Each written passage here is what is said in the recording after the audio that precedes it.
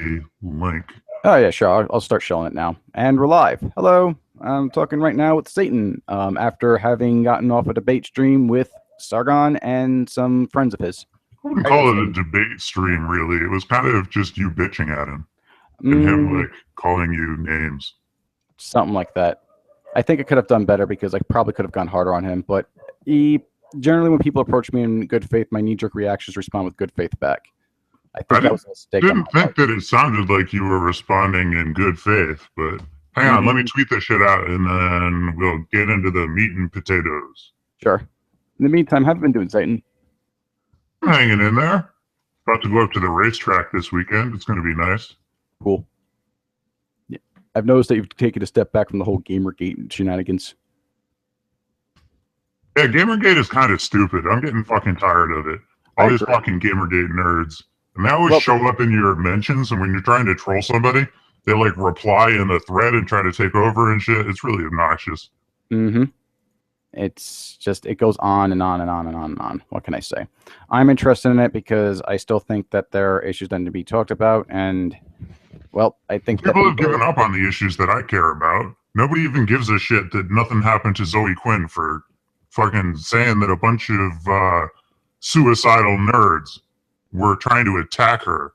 Yep, I completely agree with you there. I think that Zoe Quinn should get dunked And completely. Stitches in the fucking UN. It's ridiculous.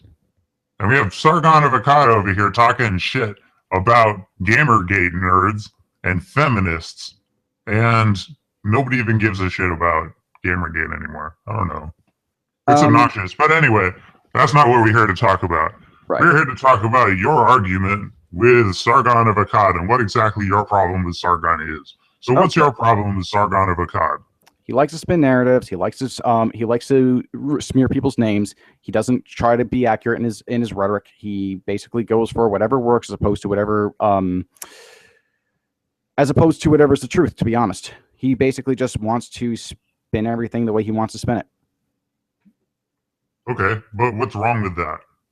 What's wrong with that is he is a big YouTuber. He's big in media. I would consider him a journalist because he performs regular acts of journalism, as far as I'm concerned. And he's not living up to ethical standards. I wasn't able to get into all these particular issues that I'm bringing up with Sargon because he had limited time. If he was on the stream longer, I would have been able to. Or if I was allowed to talk after Sargon left, I may have been able to do that on that stream. But unfortunately, nothing of that nature happened. Now, you specifically had some disagreements with the way that I approached this matter, so I'd like to hear them. So when you start talking to somebody and you want to have a debate or a conversation, you usually have a goal in mind, right? Correct. So like if I want to talk to you about this, then maybe I want to improve your message, or maybe I just want to dunk you and make myself look better to other people, or but there's some sort of purpose. And a lot of the times when people argue with each other, they're going for that. They're looking for the dunking. They're not trying to understand the other person's point of view. And I don't think that either of you in that stream were trying to understand the other person's point of view. I think that you were both going for points. You're trying to score the dunks and the 3-pointers. And That's that's fair. retarded. That's And fair enough. shame on both of you for engaging in that. Well, the only problem with your standard there is, unfortunately, when you're in debate with somebody, if the opponent has no honor, there is no point in giving him the honor exchange, and you have to basically counter bad faith rhetoric with bad faith rhetoric. That is the nature of the beast. Well, then you don't continue talking about the point. You should segue onto something else and attack like the reasons or the behaviors that they're engaging in that are wrong with the argument. Like, people will often, in response to something that I say on Twitter, reply and say the exact opposite of what I said, and then say, "Is that what you mean?" And that kind of pisses me off. It's a dishonest debate tactic. You're just saying the opposite. You're putting words in people's mouths, right? Mm-hmm. So when that happens, it's obvious that that person's no longer trying to understand your point of view. And you can just start making fun of them and shit. And obviously, I'm going to be a lot better at that than 90% of people on Twitter. This is also true.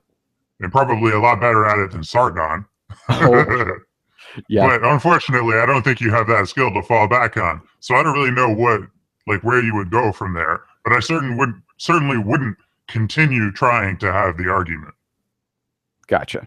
Yeah, I probably should have just gone for more rhetorical tricks personally, because he doesn't really give that angle. Like, he always goes on about this gotcha moment, and they're basically looking for a gotcha moment about the whole lick conspiracy meme thing. They don't get any gotcha moments though. Like when he's like, "Oh, haha, John Kelly just called me a cuck." Yeah, that's like kind of funny, I guess. And I don't understand why you're unironically calling people cucks. Also, that's a little fucking ridiculous. You're talking about like what an ethics cuck means to me. Okay, like that is iconic Gamergate Spurg Lord bullshit.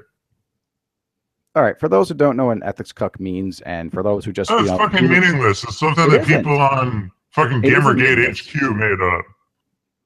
It doesn't matter. No, actually, it comes from was actually made by a guy called Ethics Sucks, and he defines it as someone who's basically pushing ethics ahead of other issues.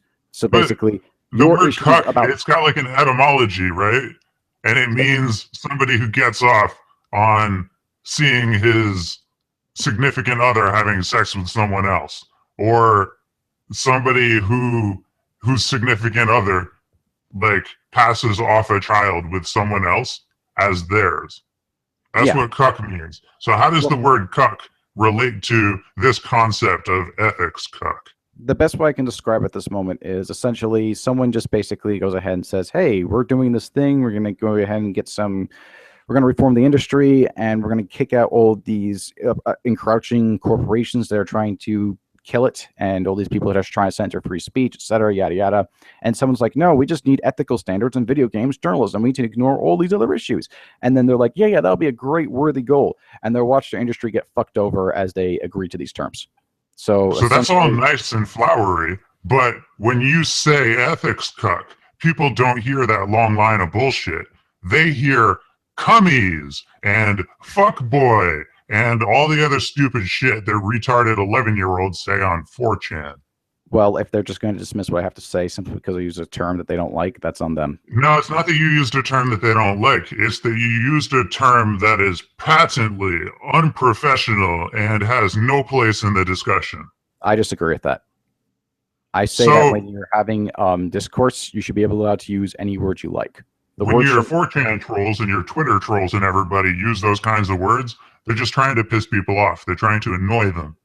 Well, that's a means of getting people to think, actually, and that's something that I use that's something I use. Well, it's a good way to get your opponent to stop thinking. You're giving them easy outs to identify you as a stupid 11-year-old who shitposts on 4chan. That's their problem, not mine. No, it is your problem, because that's what that word means. When you say ethics cuck and shit, like that was created by trolls lampooning Gamergate. No, and then now you're using it unironically. But it wasn't created by trolls. It really kind of was. Like maybe somebody else said it first, but that's not who popularized it. Like when I go on Twitter and I call people cucks and you favorite it and you retweet it, you know exactly what I'm doing, right?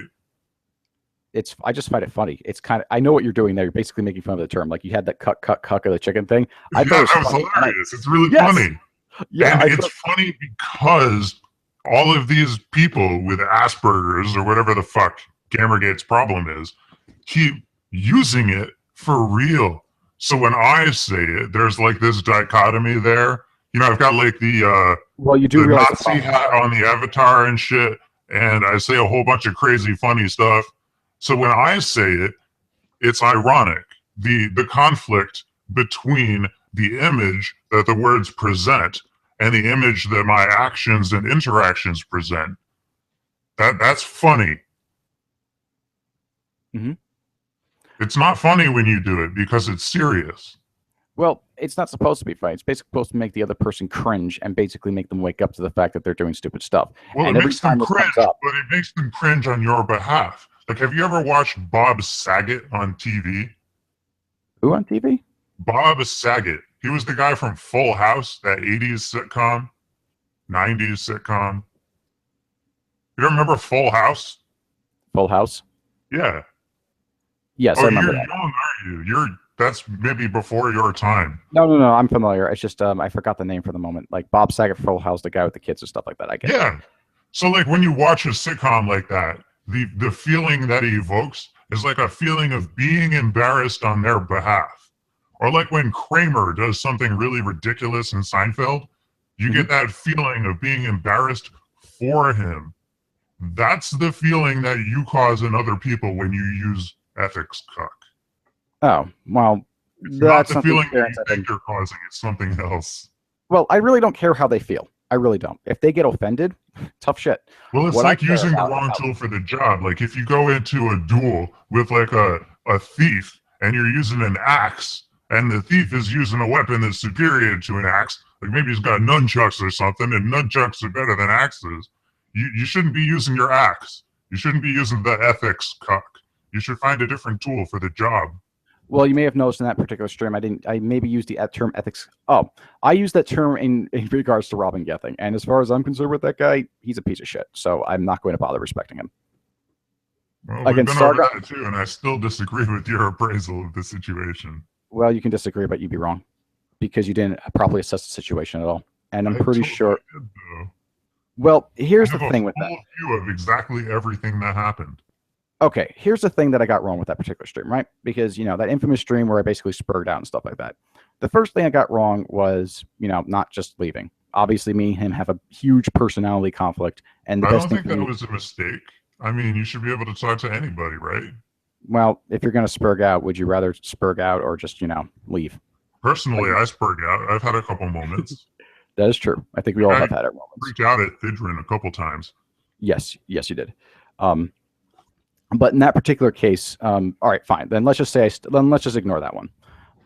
The mistakes I made was basically I had a few suspicions about things that I thought were conclusive, but I was wrong about that. I should have saved until I did the necessary research into them.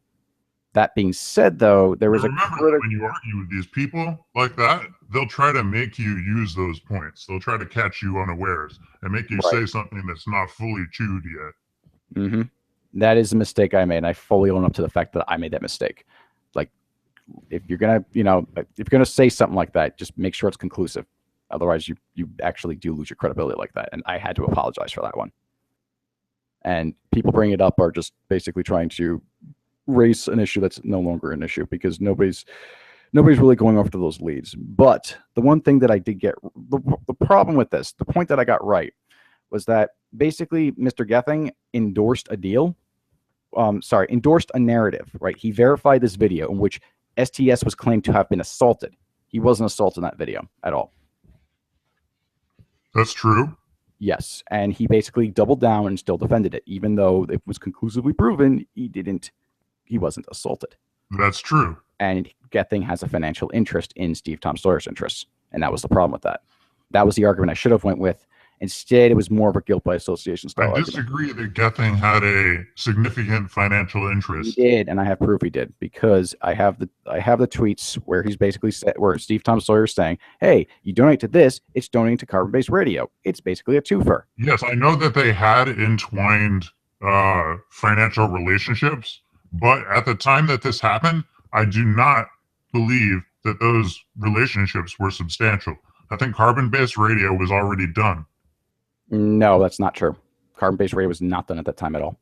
I disagree. I don't think that it would have been successful anymore. Carbon Based Radio finished off in around November to December, I believe. No, December, definitely December finished up. So that is not true at all. So yeah, he did fuck up. It's not just a little bit, it's a big fuck up. And the fact that it's a big fuck up though. How much money are we talking about here? Doesn't matter. The fact that he's lying through his teeth. So these are my understandings. One understanding is that Carbon Based Radio was funded on Kickstarter or Indiegogo or an equivalent platform. Is that correct? Correct. Did they continue to take donations after the Kickstarter or Indiegogo was complete? Negative, but they were taking PayPal donations. Okay. So during this time, I did not personally see Gething go out of his way, particularly to shill this thing or to ask for money. He was on his stream shilling for this. He actually asked for. It's a stream, though. We were talking about starting a radio show ourselves, too. That's not the issue. The issue is he spun a narrative to get money. I don't think that he was trying to get money for himself when he was lying on behalf of. A lie's a lie. You don't. What is that guy's name? Steve Tom Sawyer. Yes, you don't ask for money under false pretenses. Well, a lie is a lie, and I'm not going to say that it wasn't wrong to back Steve Tom Sawyer, because it was wrong. It was wrong in that it was how would I put this?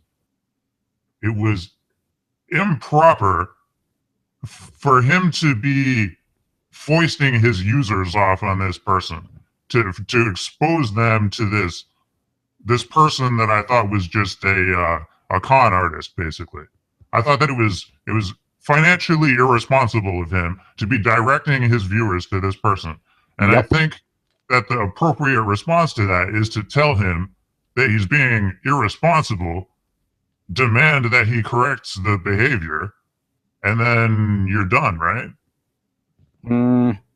That's what should have happened, but he doubled down and he kept on defending it. And he's still been doing things like setting up a Patreon for a channel like this, which there's no reason to ask for Patreon donations. Well, once it came out and we all knew, then he realized he'd been a douchebag. Not real. His credibility was purged. No. Well, yeah, his credibility was purged, but then he apologized like twice on 2 separate streams of mine, fairly earnestly, and told us exactly what he thought was wrong with Steve Tom Sawyer. Okay, he could apologize, but I'm not going to trust him, and I'm definitely not going to go looking up to him for ethical concerns. Yeah, that's fine, but I mean, he's not some kind of monster. He's been spinning lots of narratives around. You may have noticed that he almost did the Freudian slip and dropped the bad pandas thing in that stream. Almost doesn't count. And no, I didn't notice. Was he even in that stream? Like in the last stream? No. I'm talking about the stream we were talking about with Gething. Like if you want to talk about the I barely even remember that. Yeah, but the thing with this, like, the thing is that I don't get is why would you ever use that guy as like as a spokesperson for ethics after an incident like that? That's like a big no-no. It's like we need ethics in games journalism, but what this guy does over here with a games journalist is perfectly okay. And again, the ethics in game journalism thing is a tool to get the people who are doing shit that we don't like out of games journalism. True, but to those people who actually believe in ethical standards, that's a problem. Well, no, really kills your message. Believe in ethical standards, though. That's not like a cause that you go out and you wage war for. True. Like I guess you are partly correct, but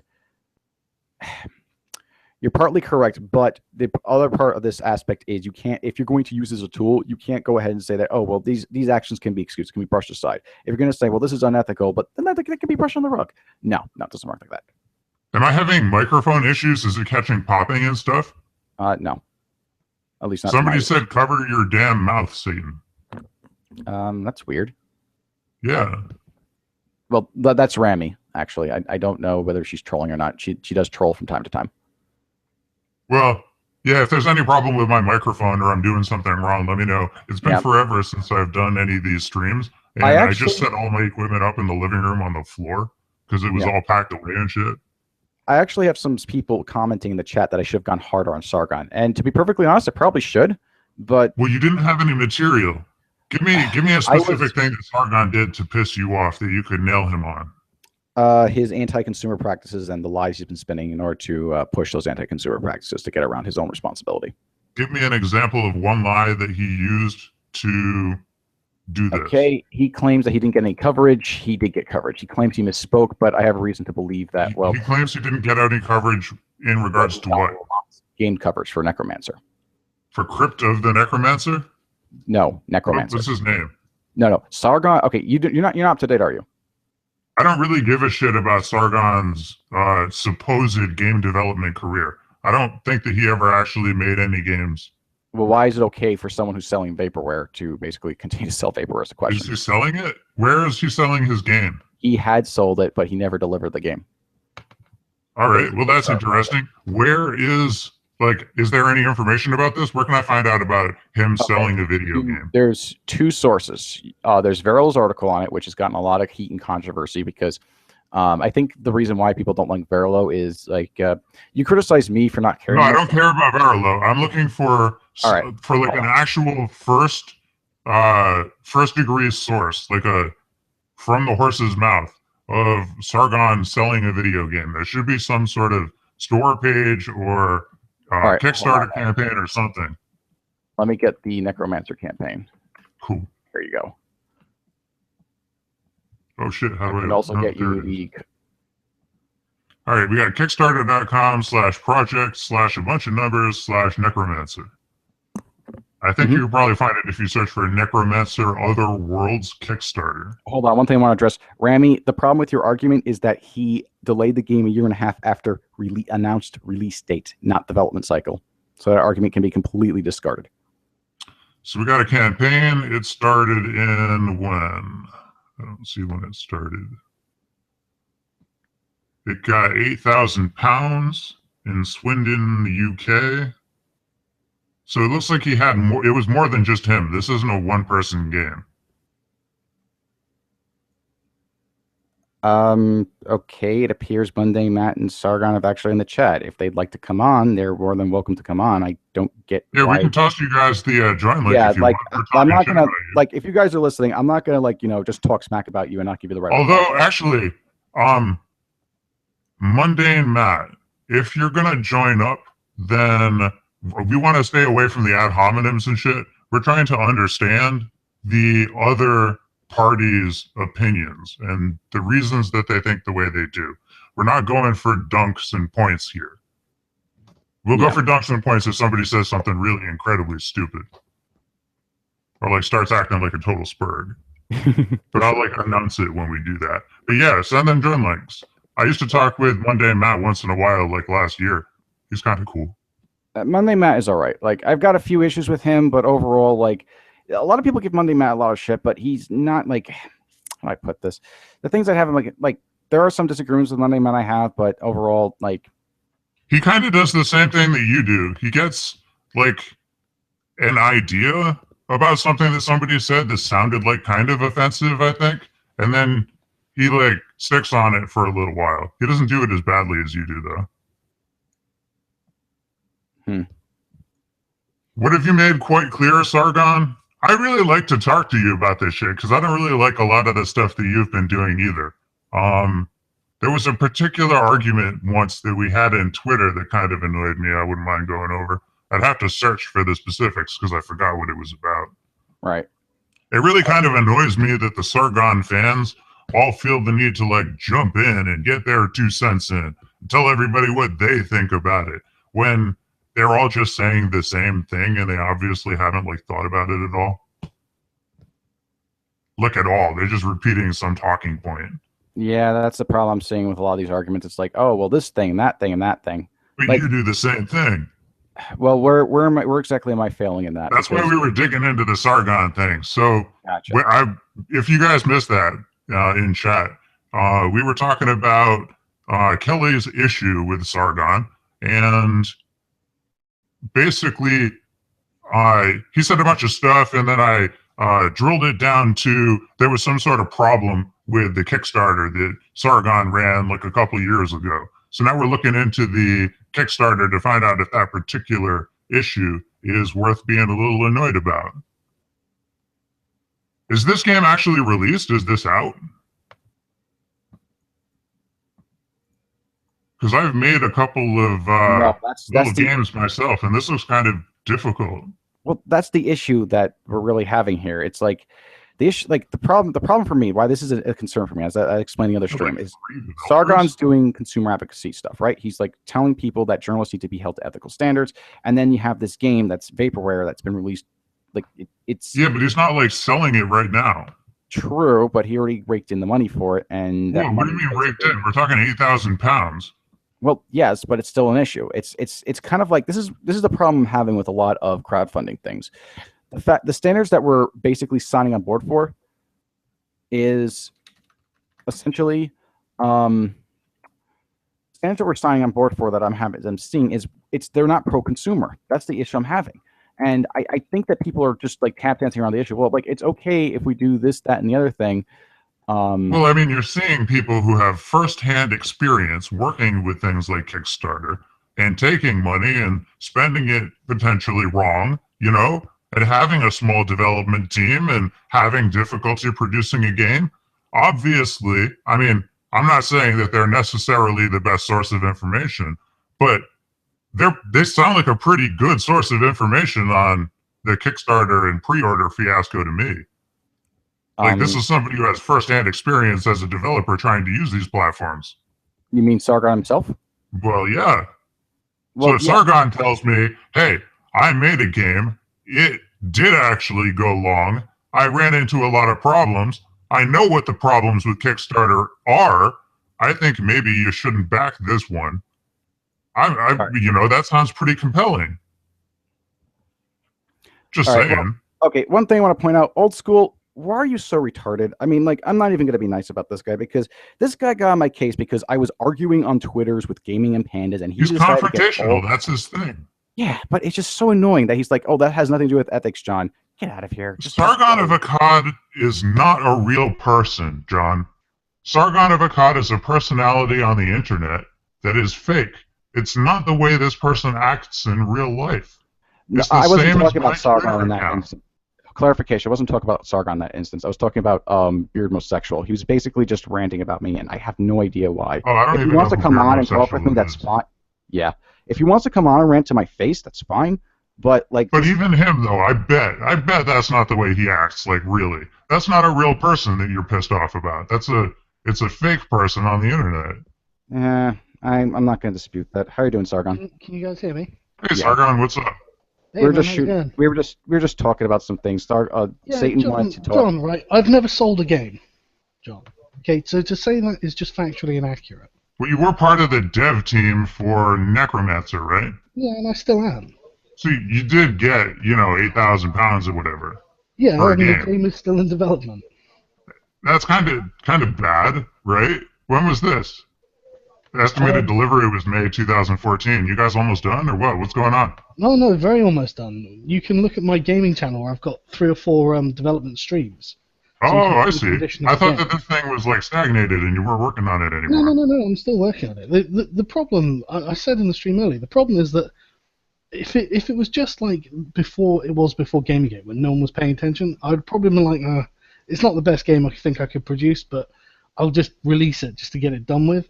But now I've got so many people paying attention that I'm second guessing myself constantly, and I'm just kind of like, no, I think, you know, it's gone past the like, oh, you know, the technical production of a game, and now it's got to the sort of stage where it's like, is this artistically good enough? Yeah. You know, I don't feel that it's a good enough game yet, and so honestly, the delay is actually me like wanting to produce a better game because. What role do you take in the dev team? Oh, I'm the programmer. Oh, cool. What are you using? Unity 3D. Just upgraded to Unity 5.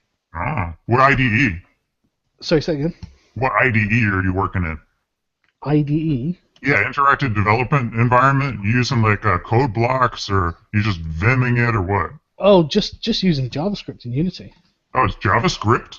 Yeah. You don't. You know what? Everyone like, oh, you should use C#. I was like, well, maybe, but I'm not producing like some giant MMO.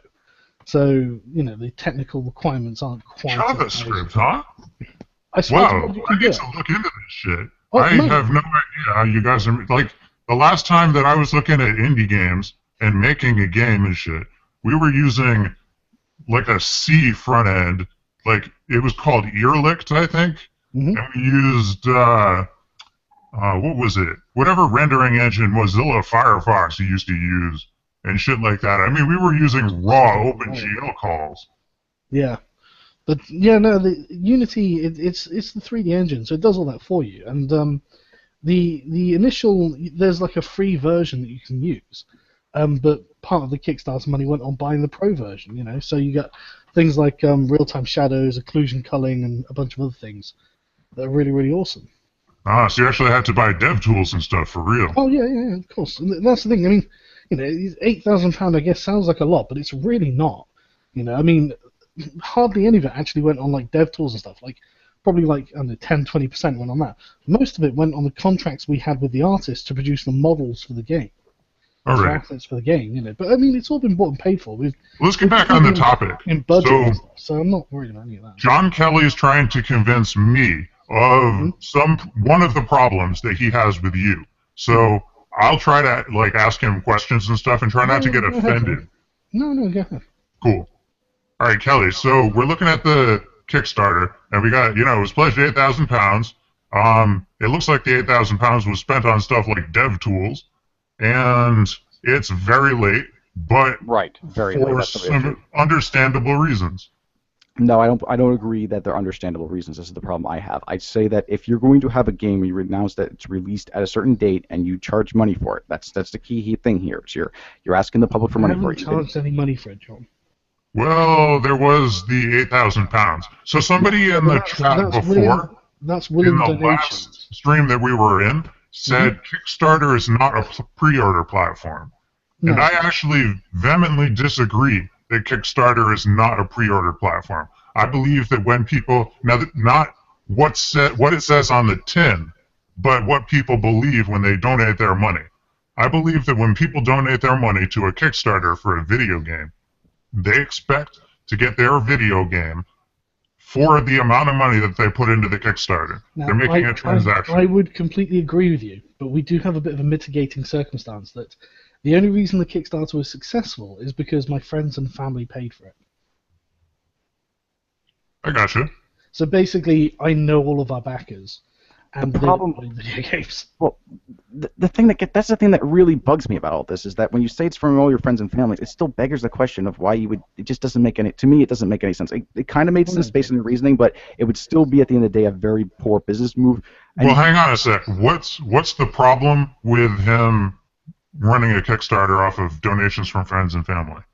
the issue is that you're using a public platform and a vector to attract donations when you already have the donations necessary from your friends and family. So basically, But there's good reasons for that. You can generate additional buzz and get more people who are interested in your game by using Kickstarter because your stuff appears with like free advertisement and stuff. Mm-hmm. That's the idea, I guess, that Sargon's trying to push, but I don't. No, I've John, never... I'm not trying to push it. That's the reason we did it. Okay, that's the reason That's the reason that you're stating, but it's not a convincing argument to me because why would there be a public? Well, that's what You're Kickstarter lying, is John. for. Anybody could go out on the street corner and beg for change to make a video game with. But Kickstarter is the new exciting thing. Yeah, but John, and like I said in the other stream earlier on today, if you're working at a magazine and two people come to you saying, "Hey, would you cover my indie games?" and one of them has a successful Kickstarter and one of them doesn't, which one are you more likely to cover? If one has a successful Kickstarter, one doesn't. I would honestly, from my vantage point, I'd look at what is actually going to go. I would actually, from a consumer advocacy point, I'd look into the one that has a Kickstarter simply because I want to keep people's aware, of the public aware of this, of So how there we Kickstarter go. works. I'd be more likely to get coverage for having. And a this is successful back Kickstarter. when the only way to get your indie game in the news at all, and this is pre-Gamergate when you started this, No, was no to one be cared successful either. on Kickstarter. That was the thing. No one cared. I mean, we should have been like, yeah, no, it's full of transgenders and stuff, and then we would have got loads of coverage, man. But seriously, nobody gave a shit. Nobody would, and when I say nobody, I mean like nobody with significant amounts of readership. I would say you got far more like, coverage than your John. average indie game on that basis. I think that you're not looking at John, this. you're not an indie developer. You don't know what you're talking about, mate. All right, you don't know what you're talking about. So please stop. The I've only had reason people that I come heard to of me it and was tell me that that- he was in Gamergate. Right, but I've so- heard people come to me. People have come to me and told me that, in essence, you've gotten far more coverage than a lot of other bigger games, than other indie games in your market have been. Like, Yeah, okay, a John, lot but more. this isn't a Marxist outcomes or the thing we're aiming for. You do what you can. You're competing with other people. Well, the question is the accuracy of the statement, and considering that it was Accuracy better of your statement? I'm sorry. the accuracy of the statement that he had no coverage. And keep in mind, he said this 5 times on the stream. I made sure of it. I John, even wrote his transcript just to make sure. Oh, hang on a sec. Let's validate this statement. Sargon, you have been complaining that you do not get significant coverage for your video game? That was exactly right. So I had said as just a shorthand, off-the-cuff statement that we got no coverage. And No, when I what? say no coverage, I mean no significant coverage. No one. Okay, so you got no significant coverage. Where were you expecting to get coverage from? Well, we applied to all the big game sites. Again, this is all pre-Gamergate. We're talking like Escapist and Yeah, IGN Kotaku, Rock Paper Shotgun, all the big ones, you know. Mhm.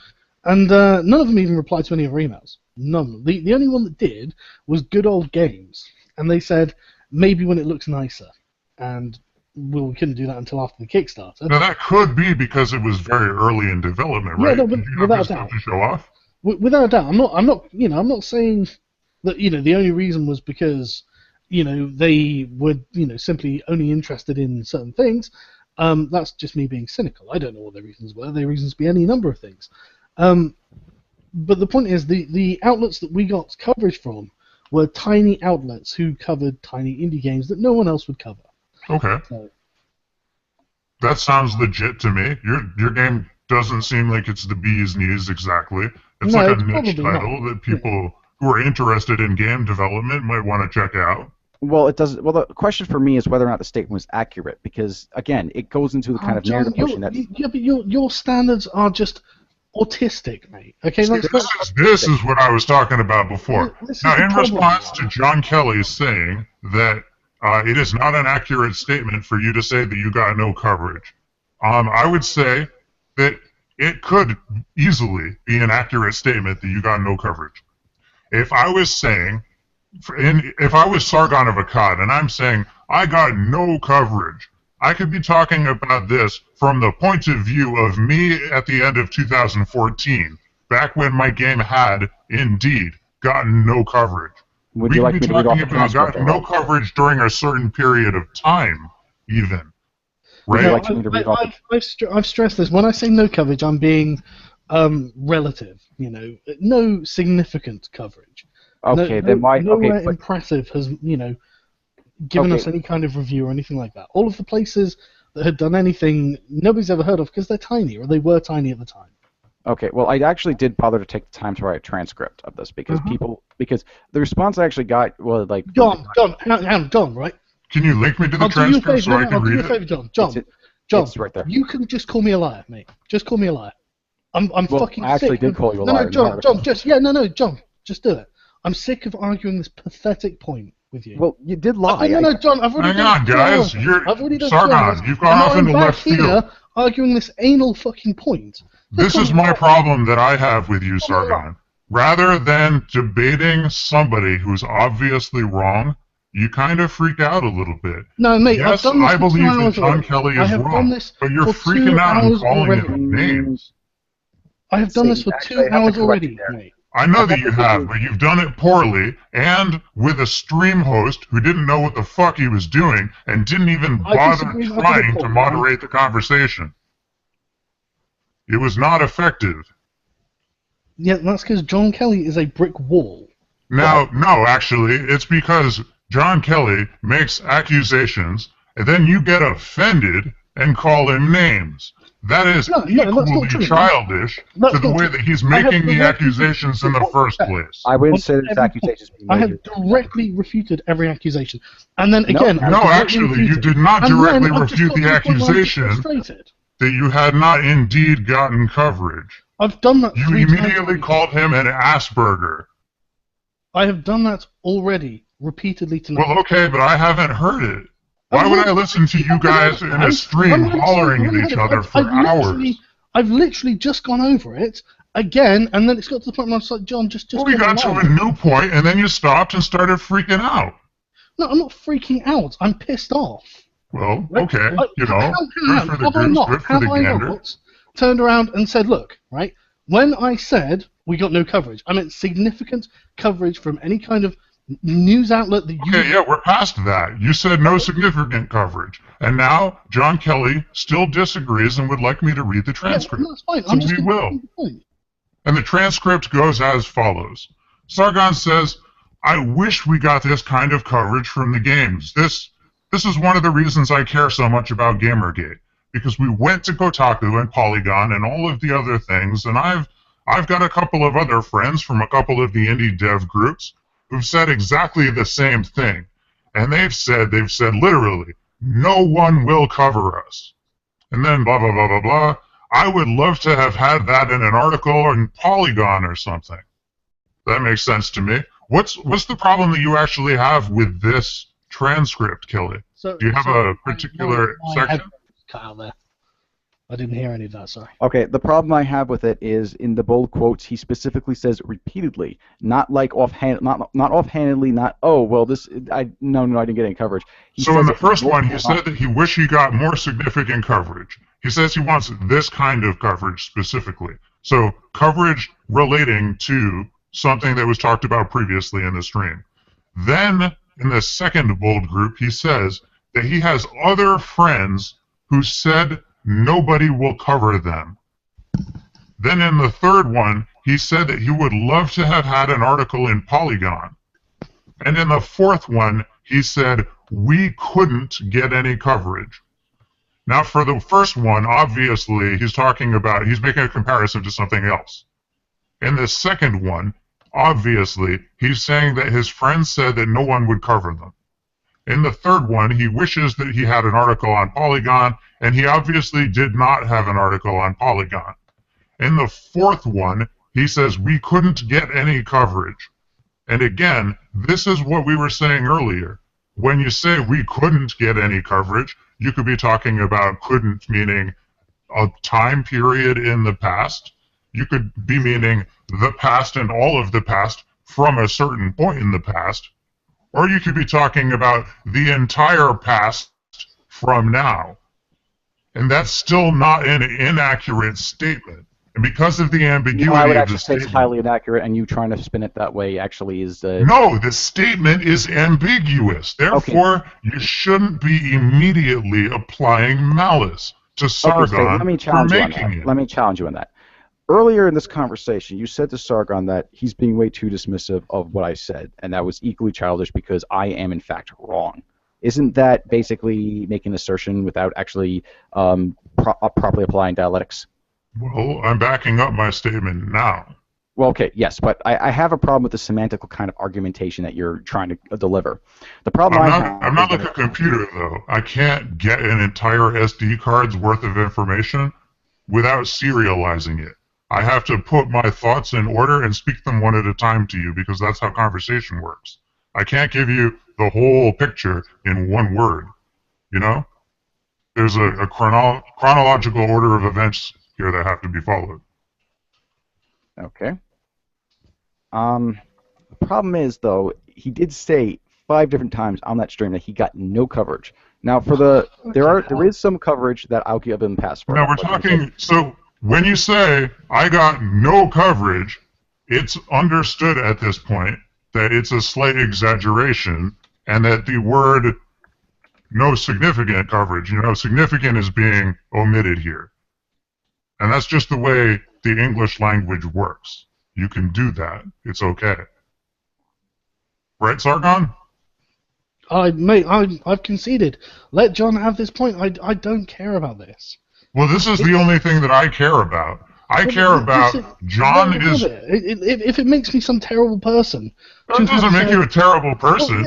I think people really take this way too far when people make failings. Yeah, but John, we've been over this for 2 fucking hours already, mate.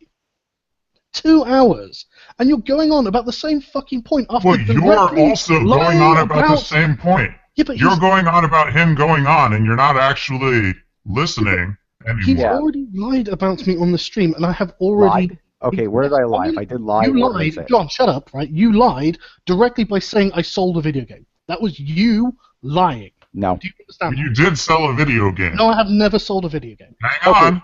You earlier admitted that you do believe that most people who back Kickstarter projects believe that they're buying a video game when they back the Kickstarter project. I don't agree with that at all. Oh. I didn't say that. Okay, so you disagree that most people do believe that they're engaging in a transaction to receive a video game and to give money when they back a video game Kickstarter. Yeah, but that's because the video game Kickstarter producers, whoever it is, put as generally the lowest entry to the Kickstarter backing a copy of the game. That's the only reason they expect to get a copy of the game is because it's guaranteed. Now, if I see this correctly, it looks like your lowest pledge reward for £5 UK is a copy of the game. That's correct. We just going to let that one hang in the air?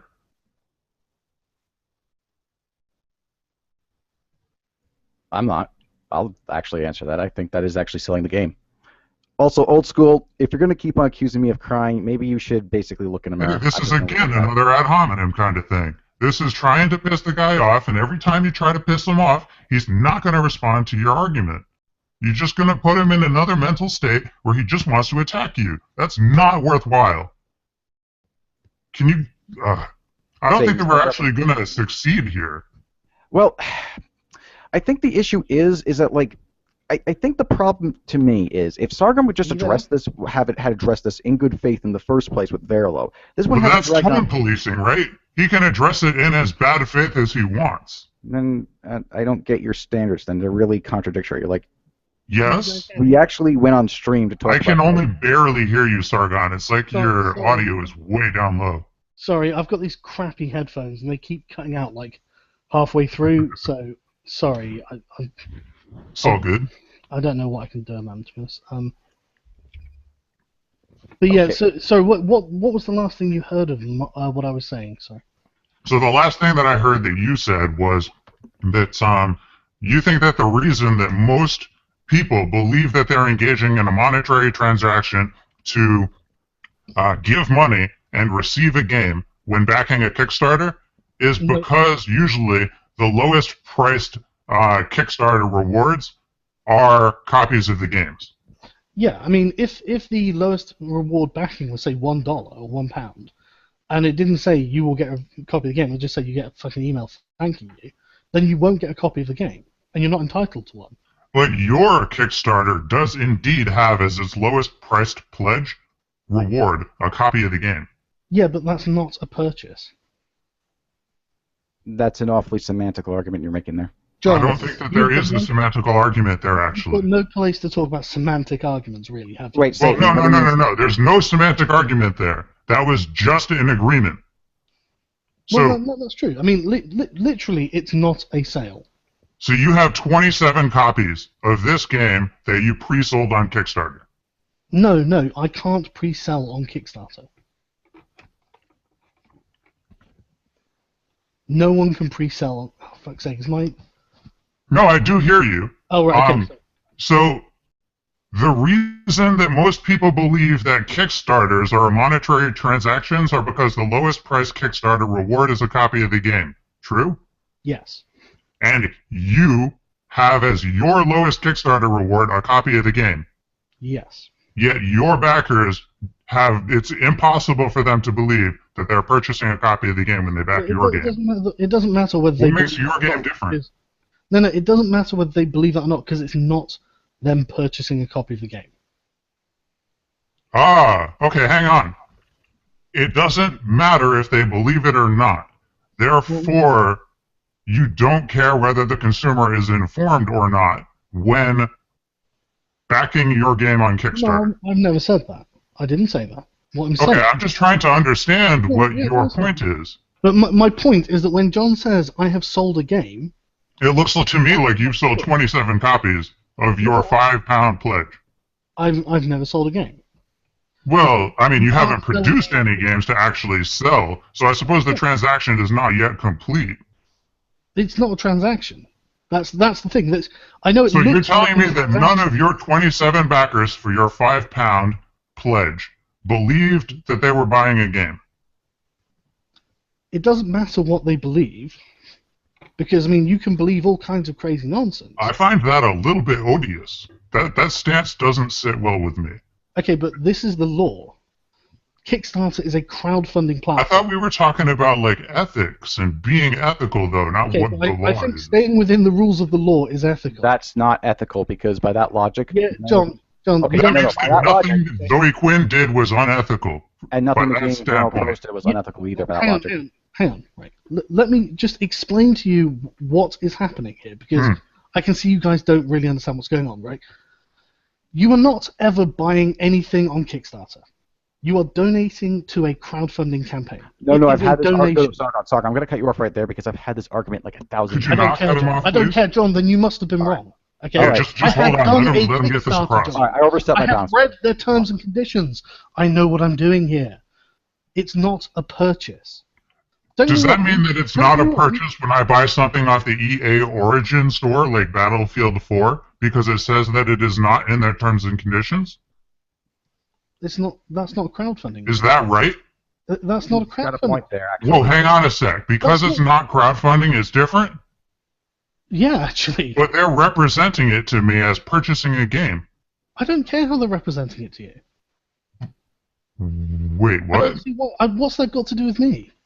So, all right, we've got three ideas here that don't mesh with one another. The first idea is that you have repeatedly admitted that people do believe that they are buying a game when they back a Kickstarter project when the lowest price reward is a copy of the game.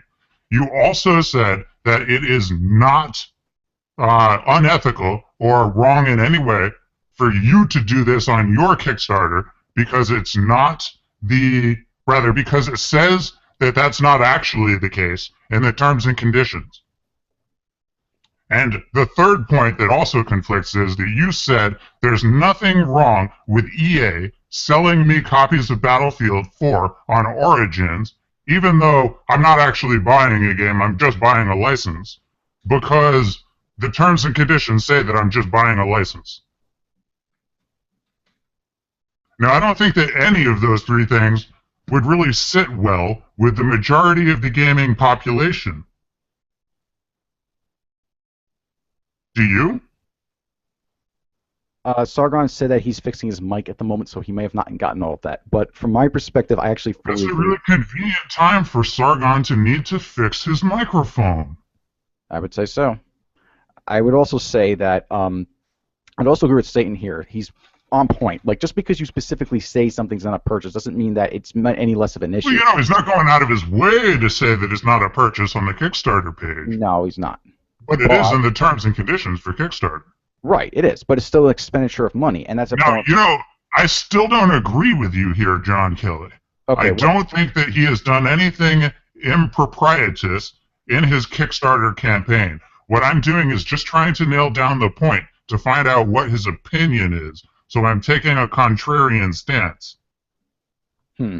Well, here's the problem with, that I have when you say that that you don't think that Sargon didn't do anything wrong. I don't see how you, in particular, who's I know pays attention to this industry stuff and does a lot of Okay, you guys there? yes. Yeah. Did you get what Satan said about the contradiction you made? No. I just changed computers. Sorry, what was? Okay. So, you've said and confirmed that you think that the reason most people believe that Kickstarters are selling video games and making a monetary transaction from Kickstarter when you back the game is because people sell, rather, as their lowest Kickstarter reward, they have a copy of the game. Yes.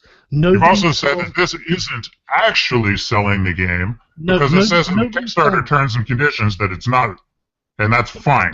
Kickstarter is not a shop. They don't sell games. Despite the fact that the majority of people who back Kickstarters do believe that they are a shop and are selling games. Well, it doesn't matter what they believe. If it's not accurate, it's not accurate, is it? I think that it does matter what they believe and that we should be working to correct their misperceptions so that we're not defrauding them of money, personally. I don't think that it's... Okay. I think that your stance is inconsistent, but I actually don't personally think that you've done anything wrong. I would argue the opposite, and I'll let my case. John, look, Let me let my case. Okay. go on, John. John, nothing. Let me state the. I just said a bunch of shit to Sargon, though, so he should really respond Yeah, first. I would like to, but Okay, John fine. can't shut up for a second. All right, I'll let Sargon go, and then I'll have a nice say. Oh, in the thanks, hour. John. That's so good of you. Well, I am the host of the stream, so. Yeah, but you're also the person who's Hey, just hey, stop a real derailing me. Stonewall all night. Yeah, what was the points again? This Sorry. is what happens when you derail me. I forget what we were saying. I've said this like 4 times now, and it's like really long. Yeah. So you didn't do Sargon, anything wrong with your Kickstarter, and it's not a conflict of opinion when you say that you're not selling games because it says in the Kickstarter terms and conditions that you're not selling games. No, you are backing a project that obviously does not exist yet, and usually, but not always, usually One of the terms and conditions of that is that when the project is finished, the creator of the project will give you a copy or sell you it or send you it, whatever it is that they agree to in their backer pledges. But they don't have to have a pledge that says you get a copy of the thing. It's That's just true. It's But- just a very good incentive to do so. By your own admission, I believe that you would concede that some of your backers, specifically those who backed some of the 27 copies of the £5 pledge, thought that they were making a monetary transaction to receive a game when they No, backed your none of my ones would have done. None of them? Absolutely none of the 27? Absolutely none. Completely zero. They are all most definitely your friends and family. Have a look at how many backers we have. In fact, I'll get it up so you can. 77 backers for £8,000. They are all friends and family, mate. 100%. Completely, for sure. Well, if there are people on there who aren't friends and family, I'm not aware of it. And remember, I wasn't the Did only you person. previously say that you knew every single backer there, so you didn't have you? Oh, shut up, John! Shut up! Well, it just contradicts Well, I think yourself. he- I Shut think up, he's on point. John! He's on point. You know every single backer? No, I don't know every single backer because I was literally in the middle of explaining why I didn't. Okay. It's a 3-man team, or it was. Friends and family of all 3 people. Oh, Have you found a single person who's unhappy about it? Just out of interest. That's not really my responsibility. I think that'd be your Oh, responsibility. right, okay, John. So now everything up until now was your responsibility, but now it's not your responsibility. I take That's responsibility fine. for a lot of things, contrary to popular Well, belief. hang on a sec, though. Fucking Lord. Okay. Hey, Sargon. I still don't understand why you think that it's not a problem that some people who back Kickstarter projects think that they're engaging in transactions. It's not my problem, is it? Yes, it is Well, actually. How Why is it are my you problem, so John? standoffish about it, though? It's not like I expected you to fix it. Well, We're just having a why are you conversation. asking me? No, we're not, though, are we? We're No, talking you and I are. No. We're talking about my personal Kickstarter. I spent 2 hours under accusation from an idiot, and now I'm facing more accusations because you guys don't understand legally how Kickstarter works. No, I completely We're not- understand legally we're how not- Kickstarter we're not. works. Just randomly talking Where about. did you get the idea that I don't know how Kickstarter works? Where'd Because you of the pick that up? conversation we're having. You thought people purchased games through Kickstarter. No, they do purchase games over Kickstarter. That's what they believe that they're doing when But they that doesn't give mean their that's what money to they're doing. Kickstarter. What? That doesn't mean that's what they're doing. Well, that's what they believe that they're doing, and I think that that's a problem. I think that those people are being Okay, tricked.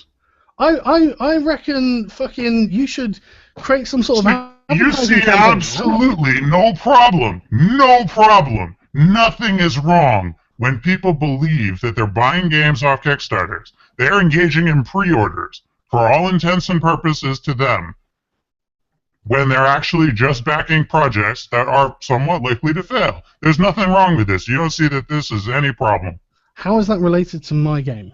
It's not related then to that's your fine. game. There we go. That's great. Why you bring it up then?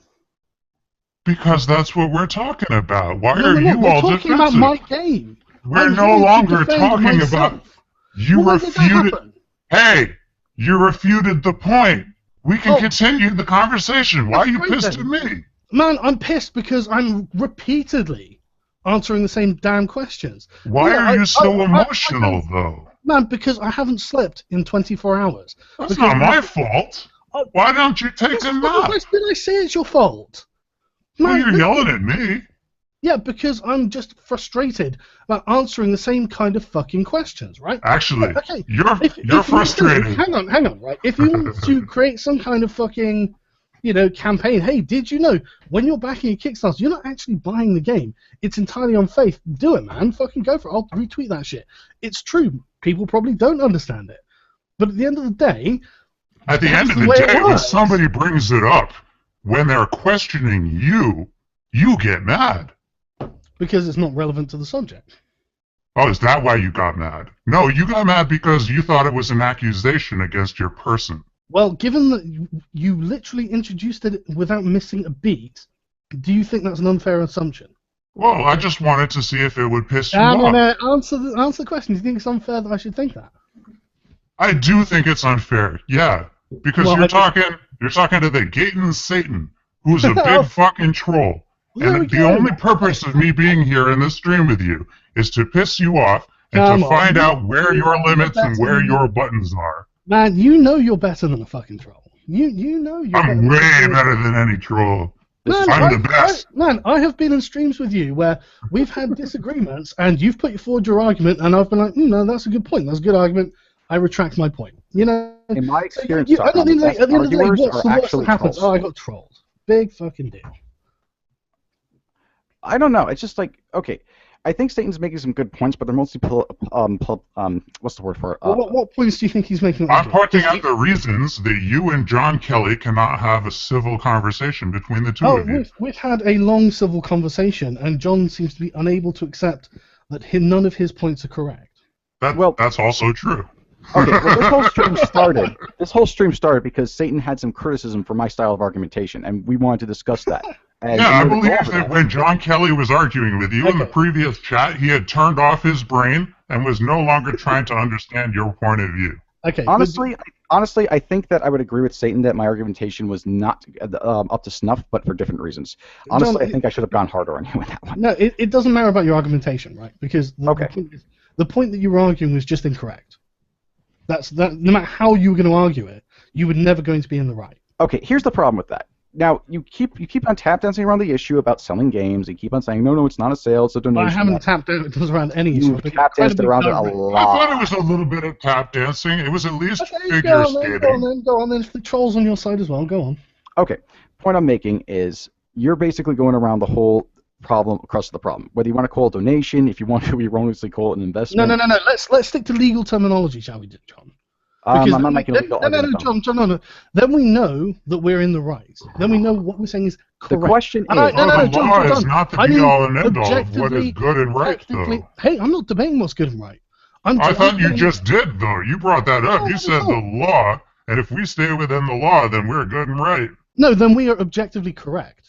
what? I can Wait a also minute, disagree what? with you there, because we're not talking in the domain of exclusively the law. We're also talking about, should things change? Are things Well, you know okay what? the way that they are?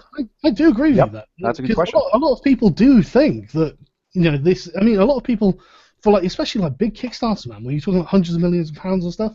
I know there are a lot of people who don't get the fucking get their Star games and stuff Citizen? like Oh my god, that's going to be a nightmare when that explodes. that. Man, can you imagine? Can you fucking imagine? You know what I mean? And Like, so, we're only seeing the sparks at the moment. When that thing goes Right. critical, it's going to pop. All right, let me I- make myself clear to tell you where I'm coming from I'm- because I've been trying to get a point in and sorry, yeah, go on. Okay, where I'm coming from is yes, we all agree here that Kickstarter is a horrible system. Well, I'm not sure if Sargon agrees with that. I don't so, think it's a horrible system. It's not horrible. It- It's better than PayPal was in 2001. Yeah. Does Kickstarter go through PayPal? They can, I think. I imagine, yeah, you probably can. I can't remember. I've That given is them my good. That credit is card actually directly something. once. That is actually something I should look into because just take a look at the. Well, you shouldn't deal with PayPal for that stuff. I mean, even Patreon isn't as bad as PayPal. Oh, Patreon. No. If you have a Yeah, choice, that's use where you're dead wrong. Patreon directly. No, Satan, you are dead wrong. That the reason why. No, you're dead I'm wrong. not. PayPal has actually shut down the 4chan donations in the past and personally stolen donation money from me. Satan, the reason why you're wrong in that is that Patreon utilizes PayPal in order to function. Not always. Always, yes. Oh, really? They changed it? If They unless I'm lost their wrong, payment processor? they've never had one. They've always used PayPal. I don't think so. Do Do you remember Sargon? Sorry, say it again. I was arguing with the chat. What was the? Did Patreon ever have a direct credit card payment system? I thought it did. I actually don't know. I mean, when I get Patreon funds, it can go straight to you go through a PayPal account to my bank account. Huh. So I don't know about Maybe the it other is way not though. PayPal now.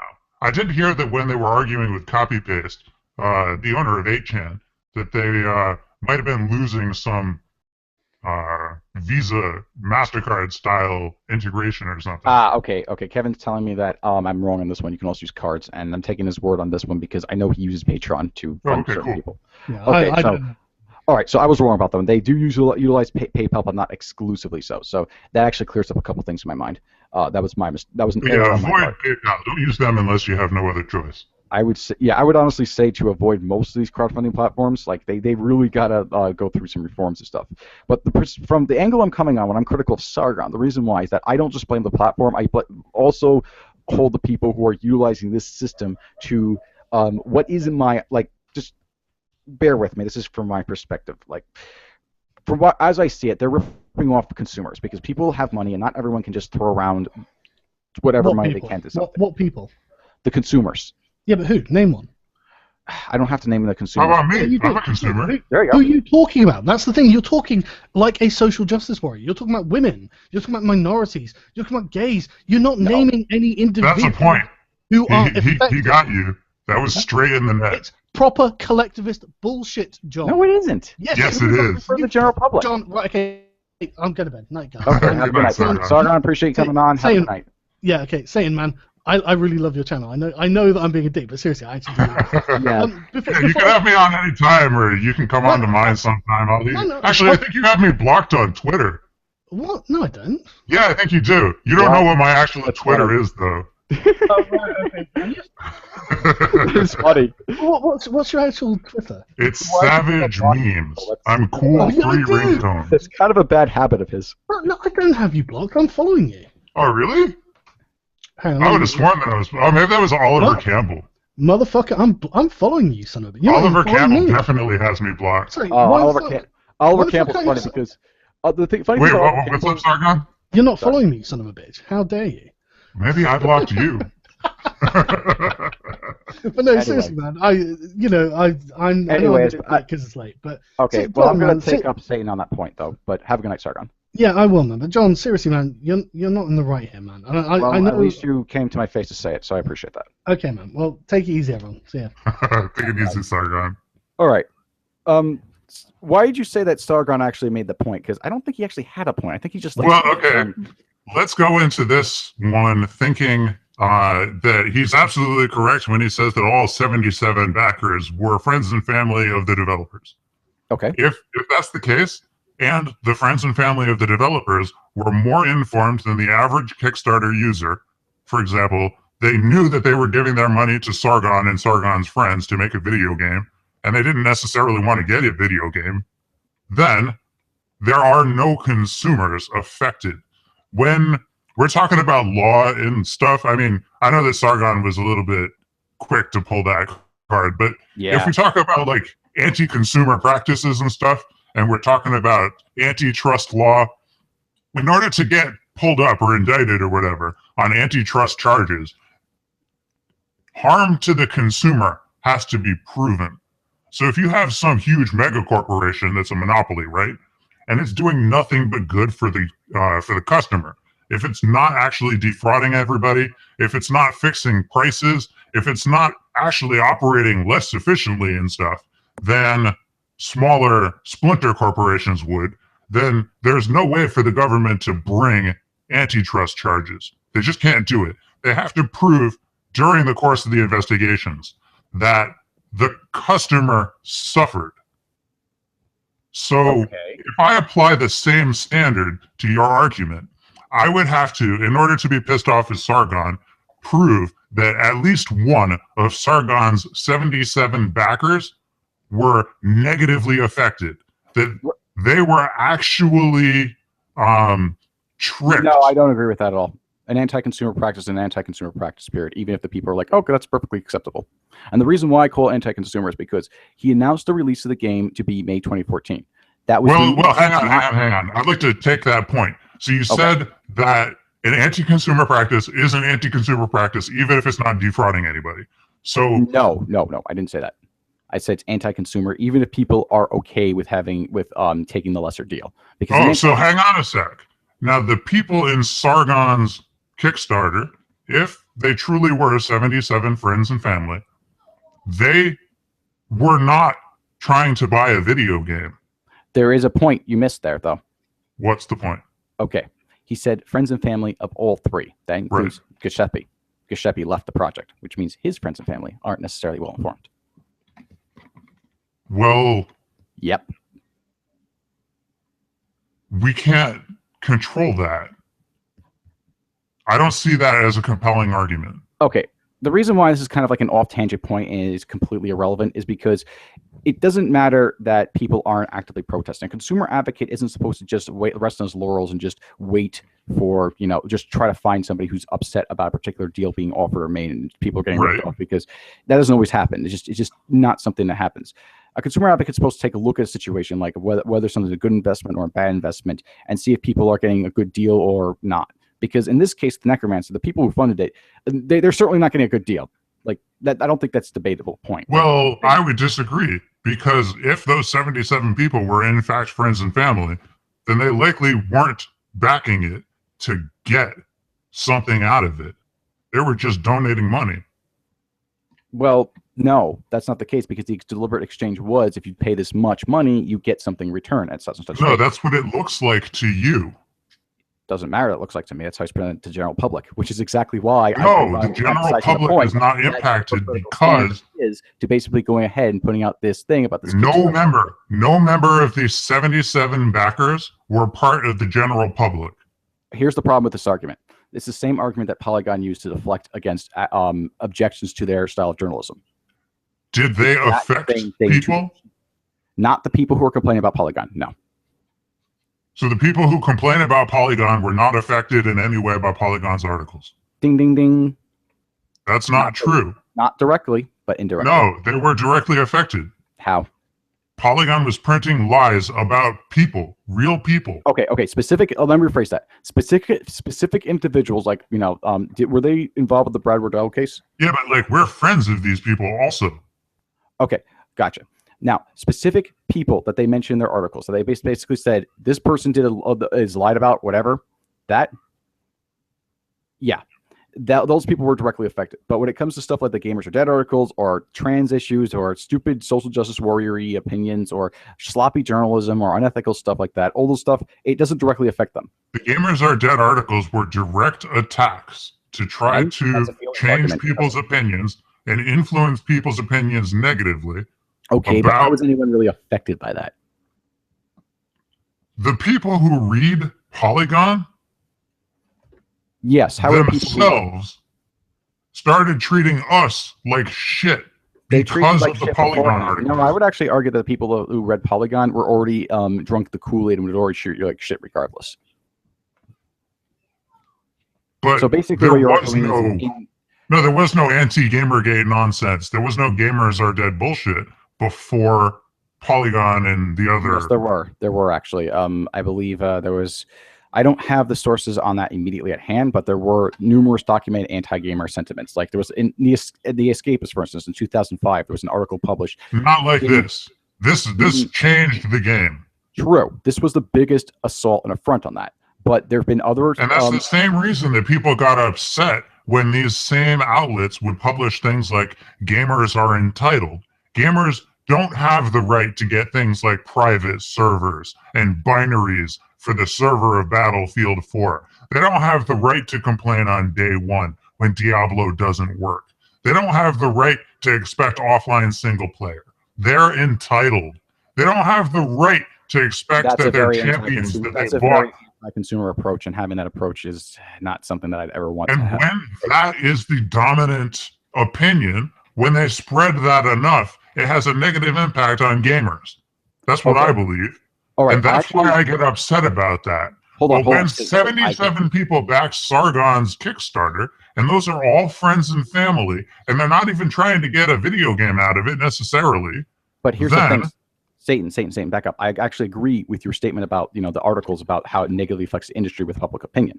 The problem is, what I don't think you're grasping here, is that when you have a deal like Necromancer, we have a deal like, what's a good example? Mighty Number 9. When you have a Star Citizen, etc. Those are like, granted, they're greater to lesser degrees. You can also throw in Double Fine. When you have people using Kickstarter either incompetently or maliciously to make money, it sets this is a good one. Let's compare and contrast Necromancer to the Double Fine Kickstarter. What was that thing called? Double Fine Adventure turned into Broken Age. Wow, that was so fucked up. That was. Okay, let's compare and contrast. How is it similar Before you continue, I want to preface this by I'm not saying that Sargon's Necromancer Kickstarter was as bad as Double Fine. It would take a Herculean task to accomplish that. I don't think it was really bad at all. I don't think anybody was negatively affected by Sargon's Kickstarter. Well, you can believe that, but people poured money into it, did they not? They're now out of that money, and therefore it's gone. It's Well, not like no, they got what they wanted out of it. not really. Yeah. The game's not released. If it wasn't, no, they didn't necessarily want the game to be released. They wanted the game to be finished, didn't they? And they paid. Well, money not for it to be finished, necessarily. didn't they? Did Brianna Wu's parents want her to produce a video game and they gave her $500,000? I guarantee you they didn't even think that she would succeed. The money's still gone, and yeah, that's a waste of money. She should have gotten the money either. Well, yeah, but they didn't think that she would produce a game. True, they may have not thought they could produce a game, and she spent the money So on it. And were the they evidence would defrauded? suggest that she bought a motorcycle with it. It's the same case. It's the exact same thing. Friends and family gave somebody money to start a video game studio. Okay, then my question is why Sargon is writing a Kickstarter and basically promoting this, like saying, hey, everybody donate to this thing, because in the articles he specifically says and calls for people to donate to them. Well, the And Kickstarter is basically- closed. You can't donate anymore. At the time. This is why I brought up this is why the press coverage and the fact that he lied about the press coverage is so relevant. And that's the thing he also tap danced around. Because he tried What's to the make it- lying again? He claimed that he got no coverage. He said so Oh. 5 times. I wrote a transcript of it and I counted it. So anyone saying that You taking still my don't want to context, concede that, huh? no, I don't. And I haven't Really? reason to. None of those 5 times can be conclusively pinned on him the way that you seem to If think. you want to use a they can. rhetorical device to justify that, yeah, you're absolutely correct. I'm not using a rhetorical device. I'm saying that it is inherently illogical How? because, okay, here, let's go over it again. I've got a transcript open over here. I Okay. hate to do this. Sargon says to start, I wish we got this kind of coverage. That means that he did not get this kind of coverage. Is that true or not? Did Did he statement- not? Did he not get this kind of coverage? He's making a comparison to something that happened earlier in this conversation. He's talking about, okay, this kind of coverage specifically refers to Veril's work research on Sargon's game, the Kickstarter project, specifically Okay. Veril's article. And he did, in fact, not get the kind of coverage that he got from Varilo's article. He got better coverage from than Veril's article, actually. When? Positive coverage. When? Veril gave him negative coverage to a game. Well, that's not what we're talking about. He said this kind of coverage. He I could be wish I talking could- about anything from the tone of the coverage to the comprehensiveness Nope. of the coverage to the length of the coverage. Well, perhaps. Well, if you would like, I could go back. I could. No, give no, you no, a no, no, full no, no. transcript of the stream if I really wanted to. I wanted to be that autistic. I mean, Do like, you agree that when he says that I wish we got this kind of coverage, he could be saying no. that he wish he got this kind, meaning the length, the comprehensiveness, the tone, maybe even the fact that it is negative? Okay, what I recommend you do. No, hang on. Do you agree that that statement could mean any of those 4 things in addition to the 5th thing that you thought that it meant? It could mean all those. It could mean all those things, but the So thing it is, he got could. far more coverage than what Veril gave him. Far more. We're Well, talking. therefore, because there are alternatives that are less severe to your very severe extreme, what? you should be giving him the benefit of the doubt when approaching him. You Why can't should I give the simply benefit pin of it the on doubt? him because that's how interpersonal relationships work. You're making an emotional argument instead of a logical one. No, Yes. I'm making a logical argument. You cannot know what Sargon meant with certainty. Why is it? Therefore, We must You give the benefit of the cannot doubt make even? a absolutist argument.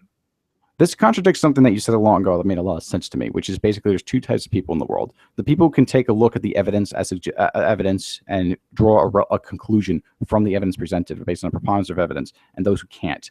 And I don't think you're one of the people who can do that. So my threshold for preponderance is somewhere around 6 parts in 10, and your threshold for preponderance is somewhere around 0.3 parts in 10. Well, maybe maybe my preponderance of it doesn't matter because those are quantitative measures. It's actually really no, it's really so crazy low that most people who try to argue with you, who don't understand where you're coming from and can't think from your point of view and get in your argument, can't see what the problem is. They think you're crazy. it is that low. When you're looking for evidence of malfeasance, when you find a sniff of it, when you're like, that could be weed, or it could be WD-40, you're like, wow, it's weed! Holy shit, look at that! You know what I mean? Well, that's to you, but you're just doing the same thing there. I don't think you can make that conclusive, by your own standards that you laid before me, I don't think you can make that conclusive a statement. Well, you have 5 possible explanations for this one statement. 4 of them are innocuous, and one of them could be taken very negatively. And you're laser focused on the one. I have one conclusive statement to judge from the statements he made. He basically said, I wish I had this kind of coverage when I was releasing the game, right? And this kind of coverage, remember, it's a reference to Veril's article. That is what he was referring to. And I can give you that part of the video if you like, if you doubt that. He was specifically referring to Veril's one article, actually one part of one article, in regards to Necromancer, that he wished he had back in the day. Now, if you actually go look at the sources that I link in the article that show that, yeah, he did get a lot more coverage than he let on, a lot more coverage. There is very comprehensive, very well-written articles in there. There are some ones that are just a few paragraphs wrong, but don't get that wrong. But there are other articles which go on for pages about his game. Okay. So when you say that I'm wrong by saying Sargon lied, I don't believe that to be the case. The preponderance of evidence would say that yes, he did lie. Like, unless I'm mistaken about that. I mean, I disagree that constitutes preponderance of evidence, because they're still focusing on only 1 or 2 possible explanations. Okay. There are other explanations. Sorry. Frog in my throat. There are still other explanations that benignly explain this one statement. Okay. So what is your what are the 2 other possibilities here that you say? Because it went from 5, I guess it went down to 2. So what are the 2 I think it's 3, right? Should have gone down to 3. So we're talking, he wishes he got the kind in tone. He wishes he got the kind in, let's see. I would have to rewind to actually do that. But I don't see it. I'm not seeing what your problem with this sentence fragment is. It's not just the sentence fragment. The transcript, it goes into 5 separate statements. I wish that we got this kind of coverage. I've got a couple of other friends from a couple of other indie dev groups who have said exactly the same thing. Yes, he's saying specifically that our other friends have said that no one will cover them. Exactly the same thing. No one will cover them. Now remember, he did not sit down and pen this paragraph on a pen and a pad and go back and backspace his words and choose better words. Statements. He did make the statements, and he made. But this is on a live stream. True. There's ambiguity here. Are you going to say that Sargon made a mistake 5 times in a row? Like, no, none of these are mistakes. Wouldn't he want to clarify that? Not one of these statements can be definitively confirmed to be false. It is definitively confirmed. No, it can't be, because when he says, I wish we got this kind of coverage, you do not know for sure that he did not mean then why would he reiterate the same sentiment? The type of coverage that he got in Veril's article. Why would he reiterate the same sentiment 5 times? Like, I don't get it's an open and shut case. You're basically being obtuse about this. He's saying that he did not feel that he got enough coverage. No, he said he didn't get any coverage. There's a difference. 9 different articles, man. Again, man, you're just still harping on the same point over and over and over. Why should I let my convictions betray me? That's my question to you.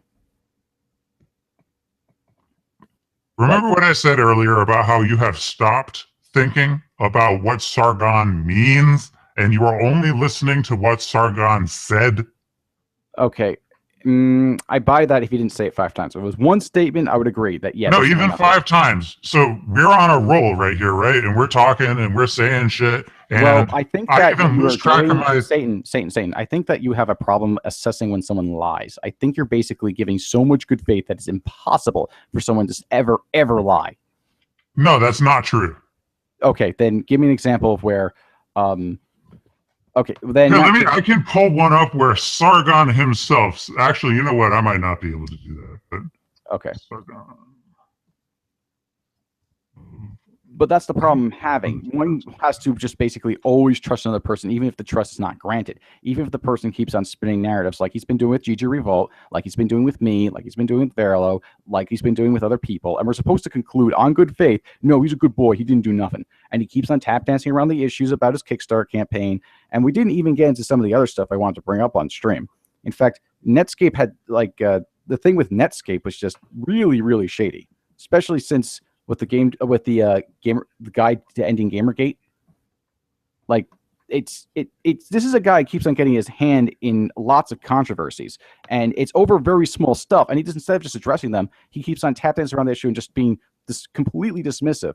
And we're supposed to go on good faith and presume that, yeah, he's telling the truth always. And he's evidence of telling the truth is himself saying that he told the truth, which is just mind-boggling. I mean, you know that people don't really lie all that often normally, right? Not if they're lying is fairly rare. People just don't go on the internet and tell lies. Well, this is the problem with assessing a lie, and this is why having a proper preponderance of evidence is so important, because you can't even conclusively prove a lie ever happened in a technical sense. No, you totally can. When you catch somebody in a lie, it is damning. You have to be completely damning evidence to say that somebody is lying. Evidence, and then you said the evidence. Like, you know what their motive is. You know exactly, what they said. You've got it documented. You can repeat it back, and you've really nailed them.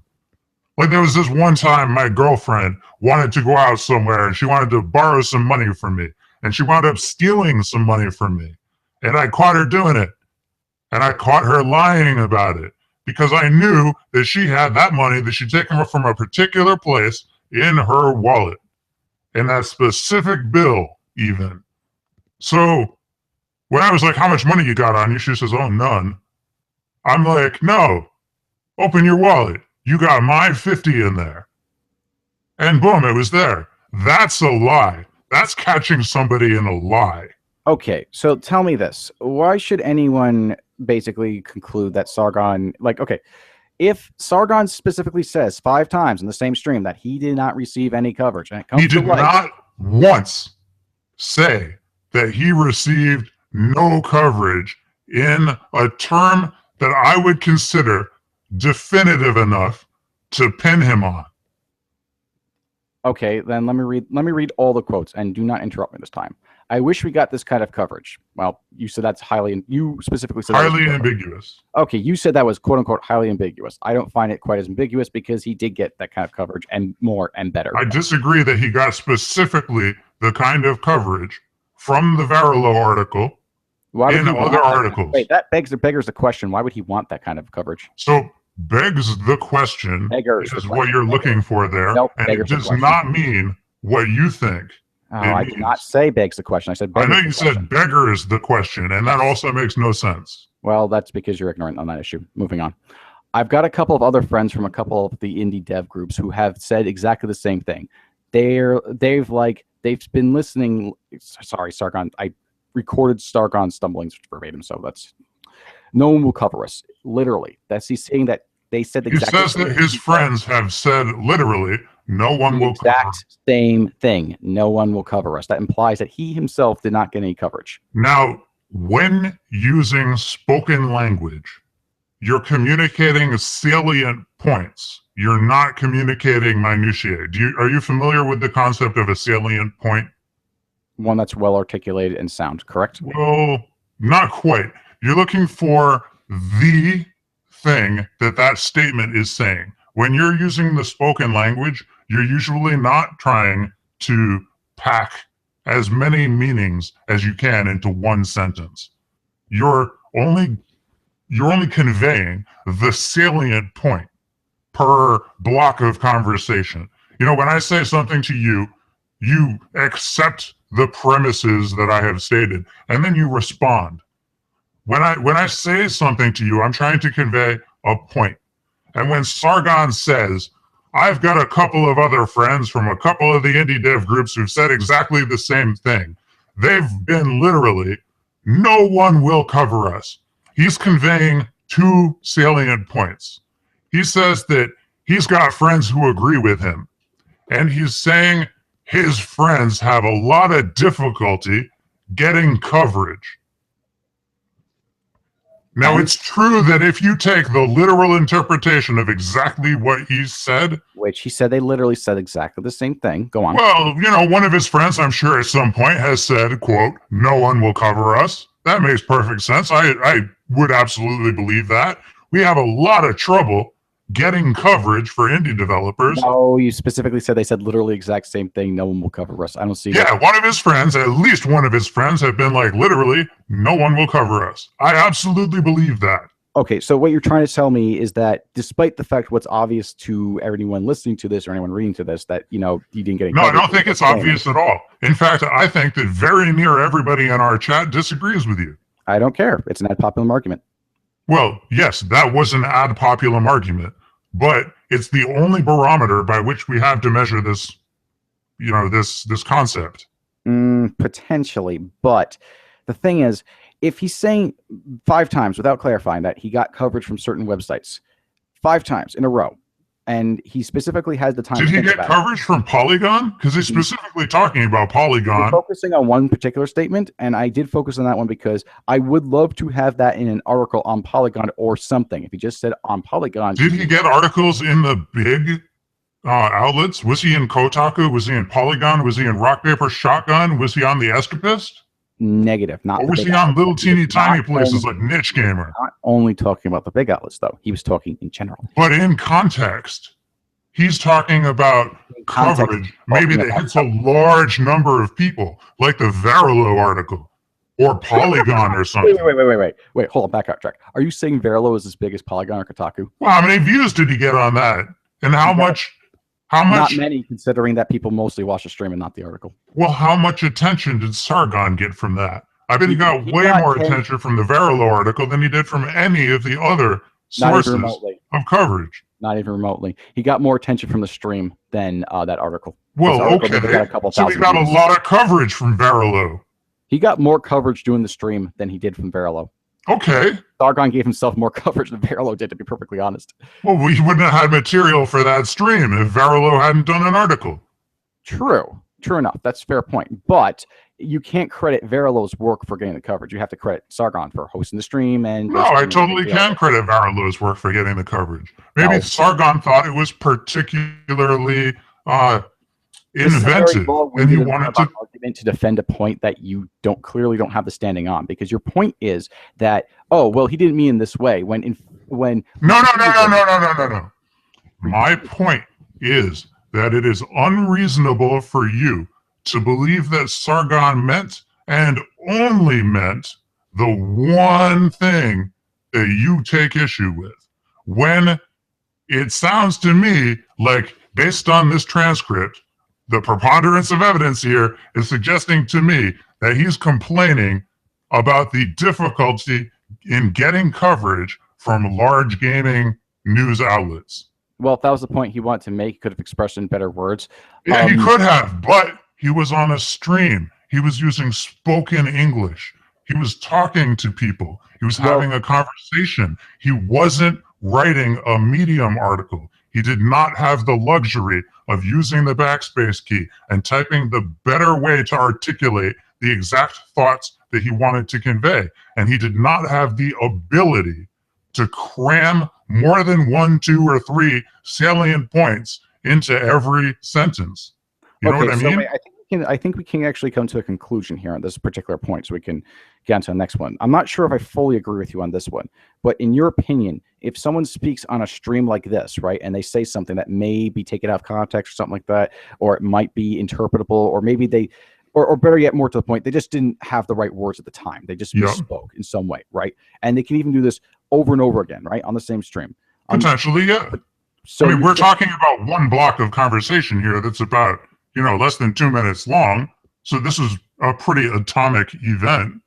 Okay, I can actually see your point here. I'm not sure if I agree, but it is something to consider. One thing I will do for the article that I did write about Sargon, since he did give me a reply for this, I will have to update it saying that he specifically said that he didn't mean what he said. That's part of my job at like this, because the article here is like an act of journalism, so I would have to actually do that. So I actually think you do have a bit of a point there. I would disagree with you that he didn't mean what he said. He Okay. meant exactly what he said, but you read more into it than what was there. That doesn't make sense. I mean, you're kind of trying to have your cake and eat it too.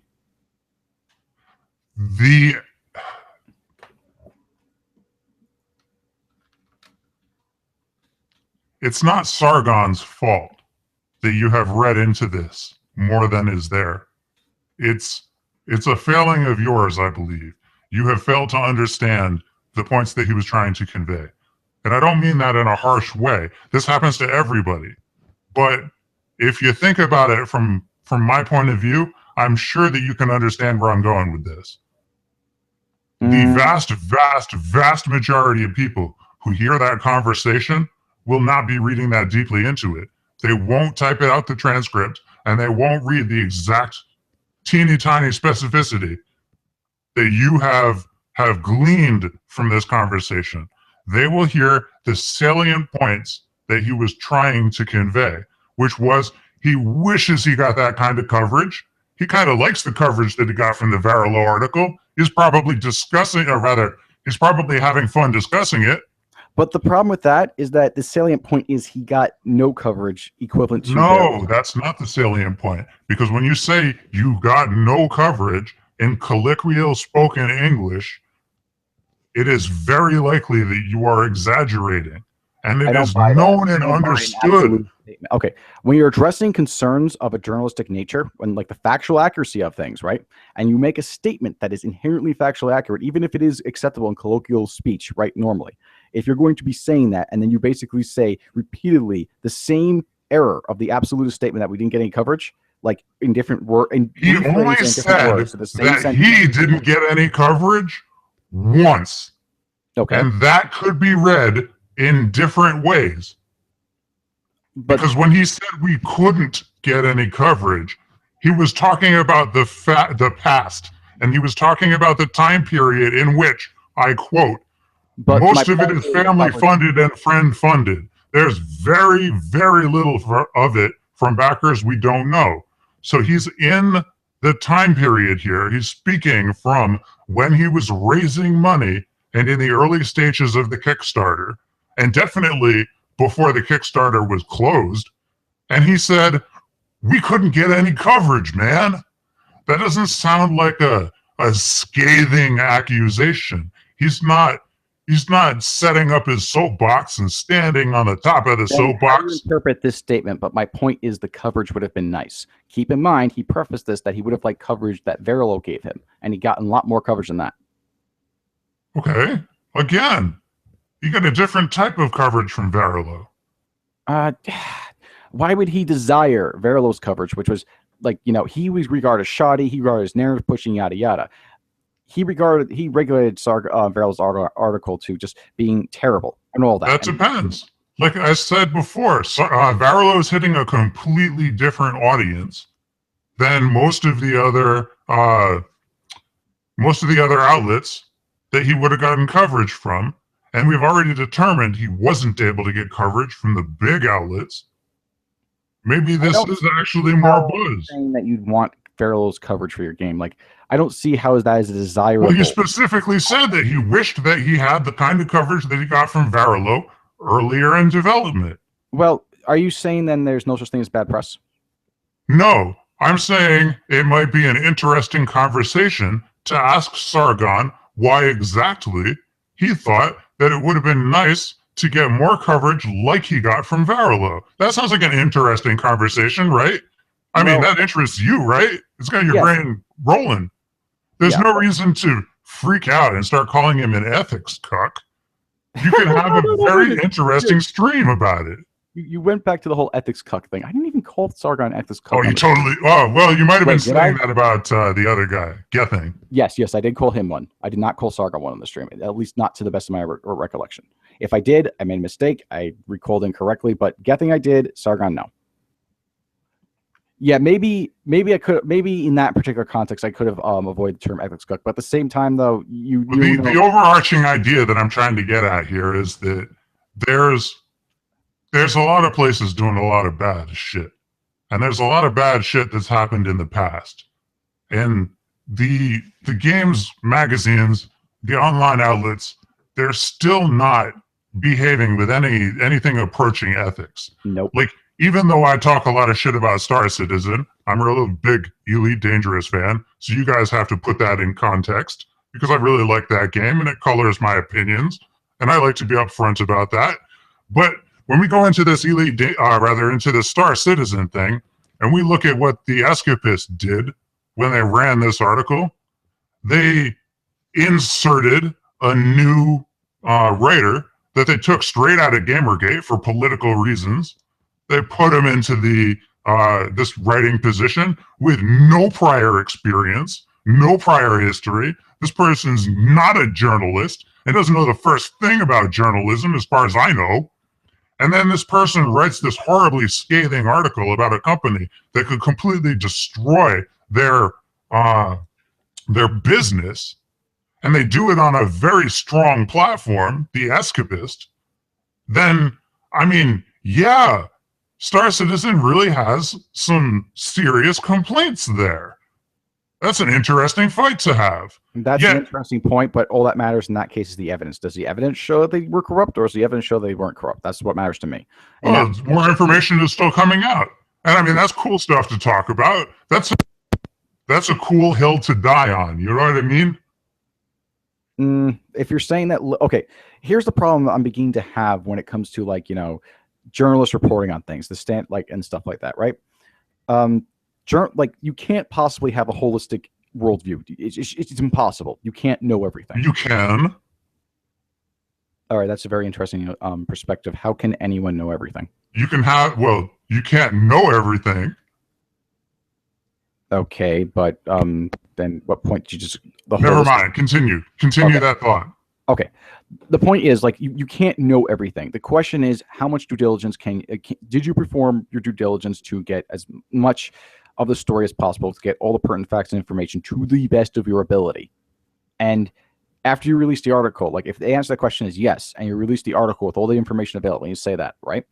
And then later it's brought to your attention that more relevant facts are like, hey, well, actually this, that, and the other thing, this actually, you left this out, or you actually got something wrong. You basically get more information added on to the information that you yourself collected.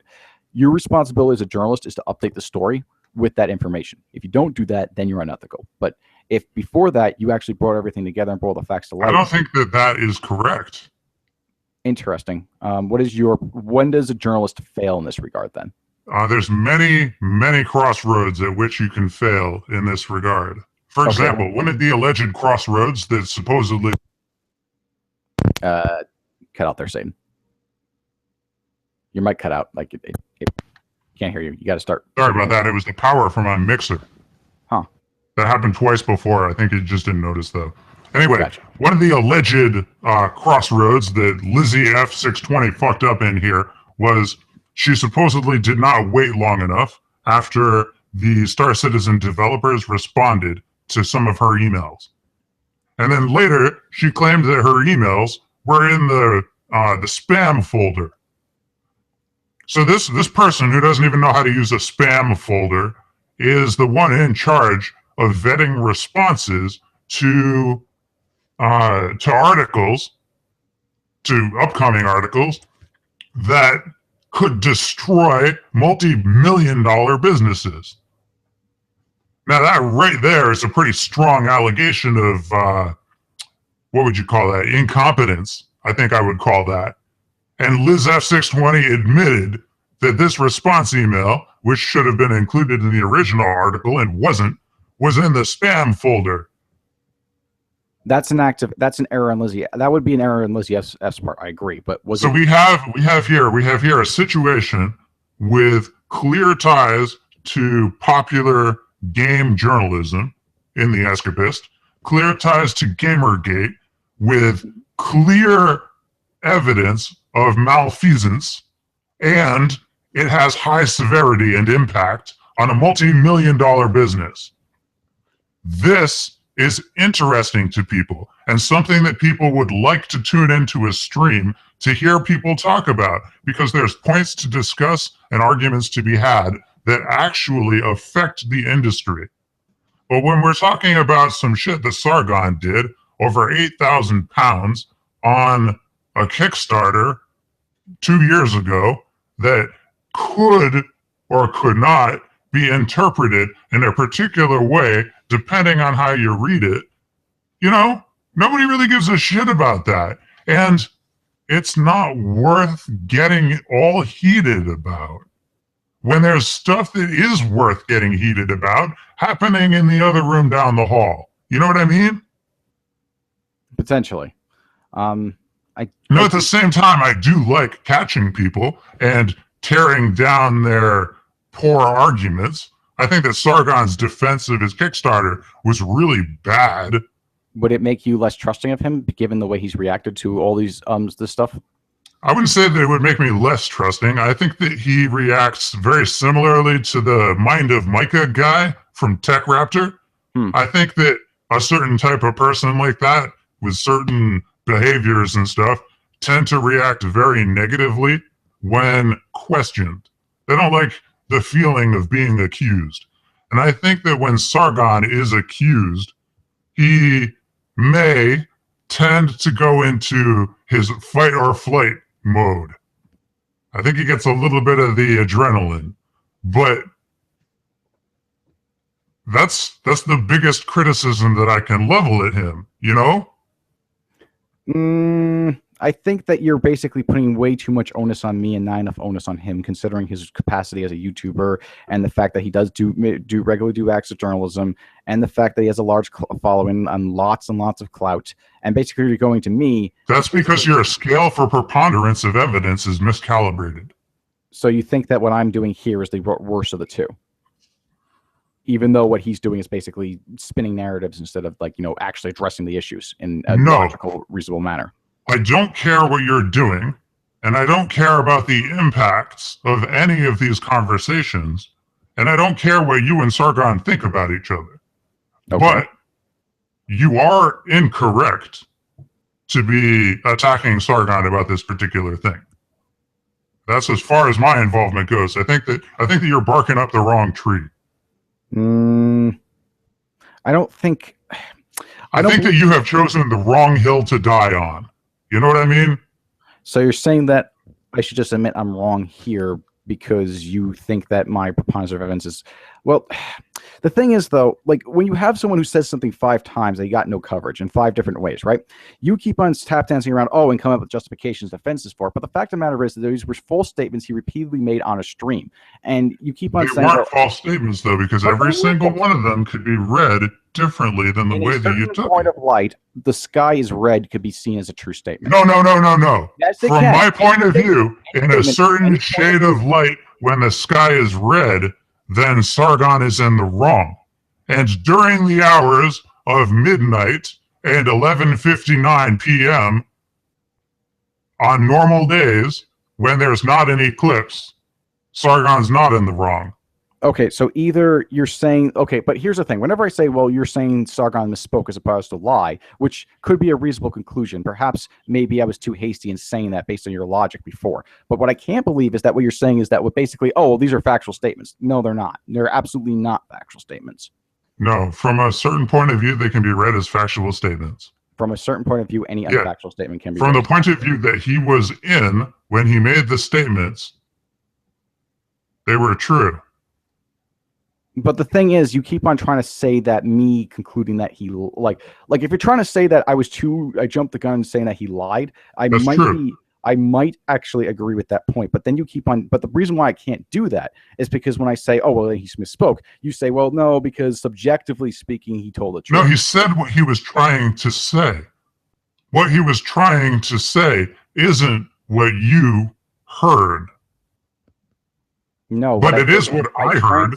I transcribed it for the people just to make sure it was perfectly clear. Like, I didn't doctor that thing just to make a point. I made sure to transcribe it, and there's even a link to that. I know that I accept that it is an accurate transcription. Okay. I don't accept your interpretation of the transcription.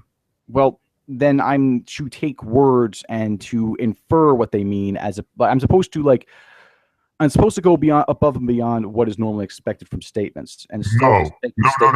Yes. You are going beyond what is expected of statements, and that's what's wrong. No, I don't see that because words have meaning to them. The moment you say put this kind of relativistic notion that, oh well, the statements were true because they're true in a certain light, even though if you take them at face value, they're absolutely false. Let's go into my favorite argument.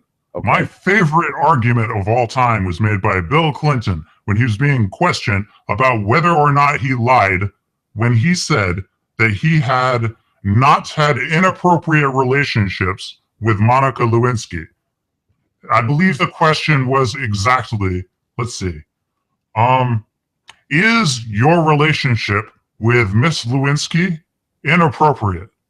And he replied, no, it is not.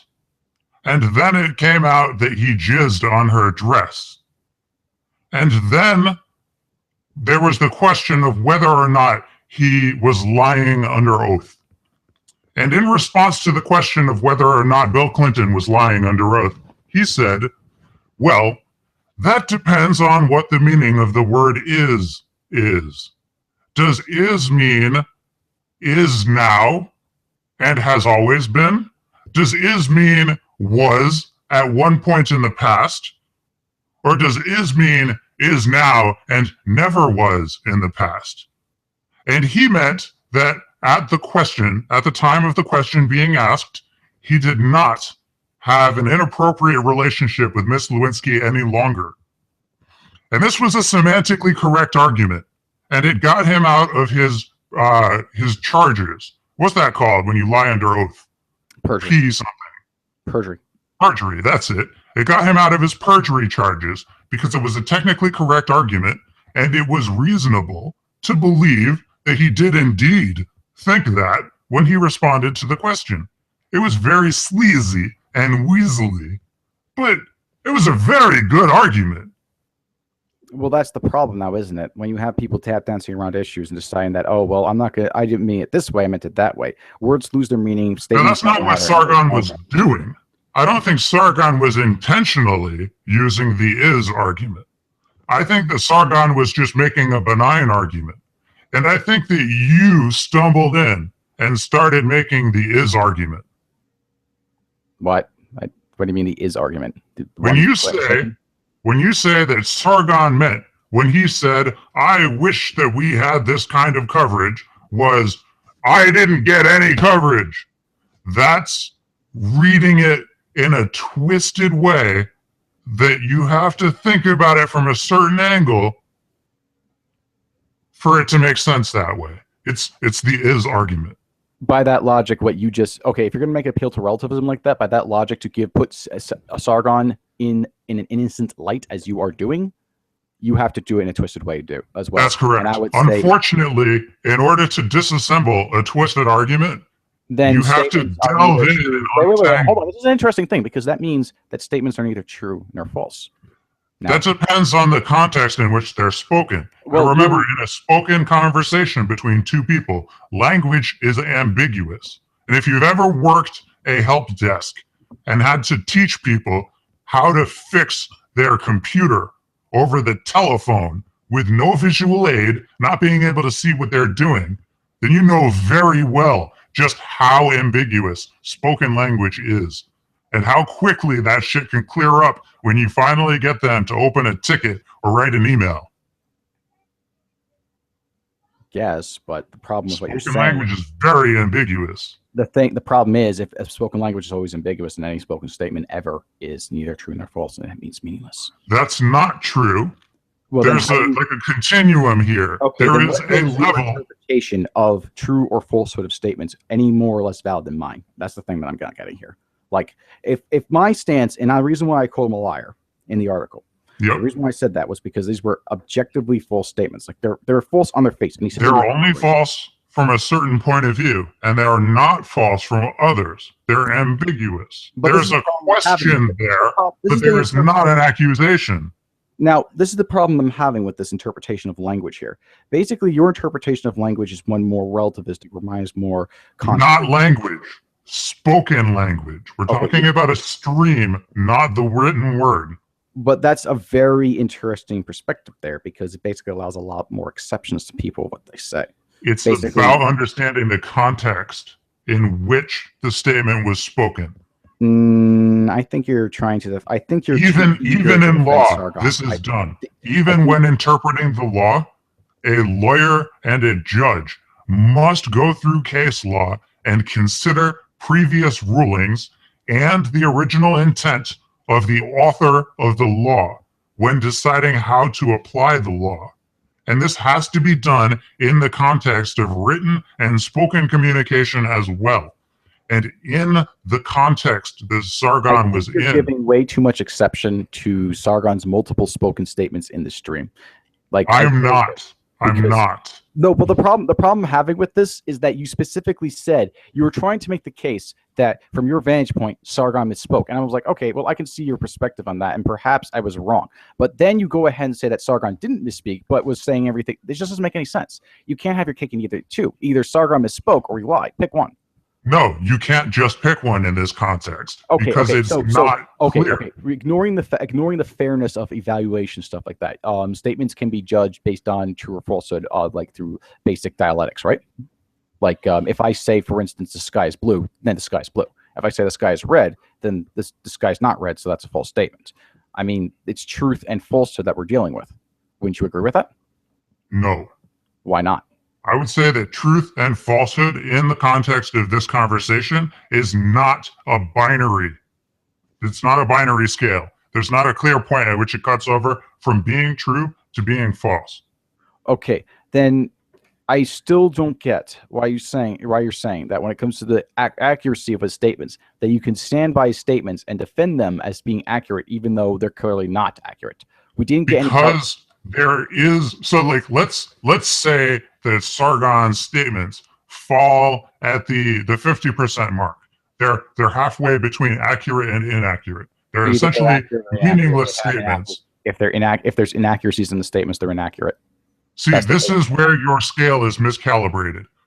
That method of judging truthhood or falsehood on a binary scale does not apply to spoken conversation unless significant effort is introduced to remove the inaccurate, or rather, to remove the ambiguity. If I can go on a slight tangent on that one, when you say that, would you say all the people who are looking at that stream, that debate stream between Verilo and Sargon way back a few months ago, and make a conclusion, not based on Verilo's words or any kind of research or evidence they did, but based on that exchange alone and making conclusions like people have done, are wrong? I didn't follow that. Okay. Could you repeat? A lot of people drew their conclusions on Verilo because of a stream Verilo and Sargon were on and exchanged in spoken words their points and arguments. Would you say it's unfair for people to have judged the situation of Sargon or Verilo based on that exchange alone? To a point, I would say that it is not unreasonable for them to judge Verilo based on his behavior in there. And what about Sargon? Or Sargon, either one, either or both. I don't agree. I think that people's actions do matter. Like if I say something on a stream, it doesn't matter. If like for instance, people. No. I think that it's not unreasonable to draw conclusions about people based on their behavior in a stream. Okay, just clarifying that. But back to the point here about spoken word. I don't agree with your conclusion that statements are neither highly subjective. You can't draw conclusions based on their accuracy. No, you can, but those conclusions are drawn on a sliding scale. Well, They're not 100% true or 0% true. They're 20 to 40 to 60% true, and they matter in context. What people are talking about when they make the statements colors how that scale is perceived heavily. Because we're talking with literary devices like exaggeration, simile, and metaphor, and those, when they're not meticulously penned in an article, and even sometimes when they are highly ambiguous and can be taken in many ways.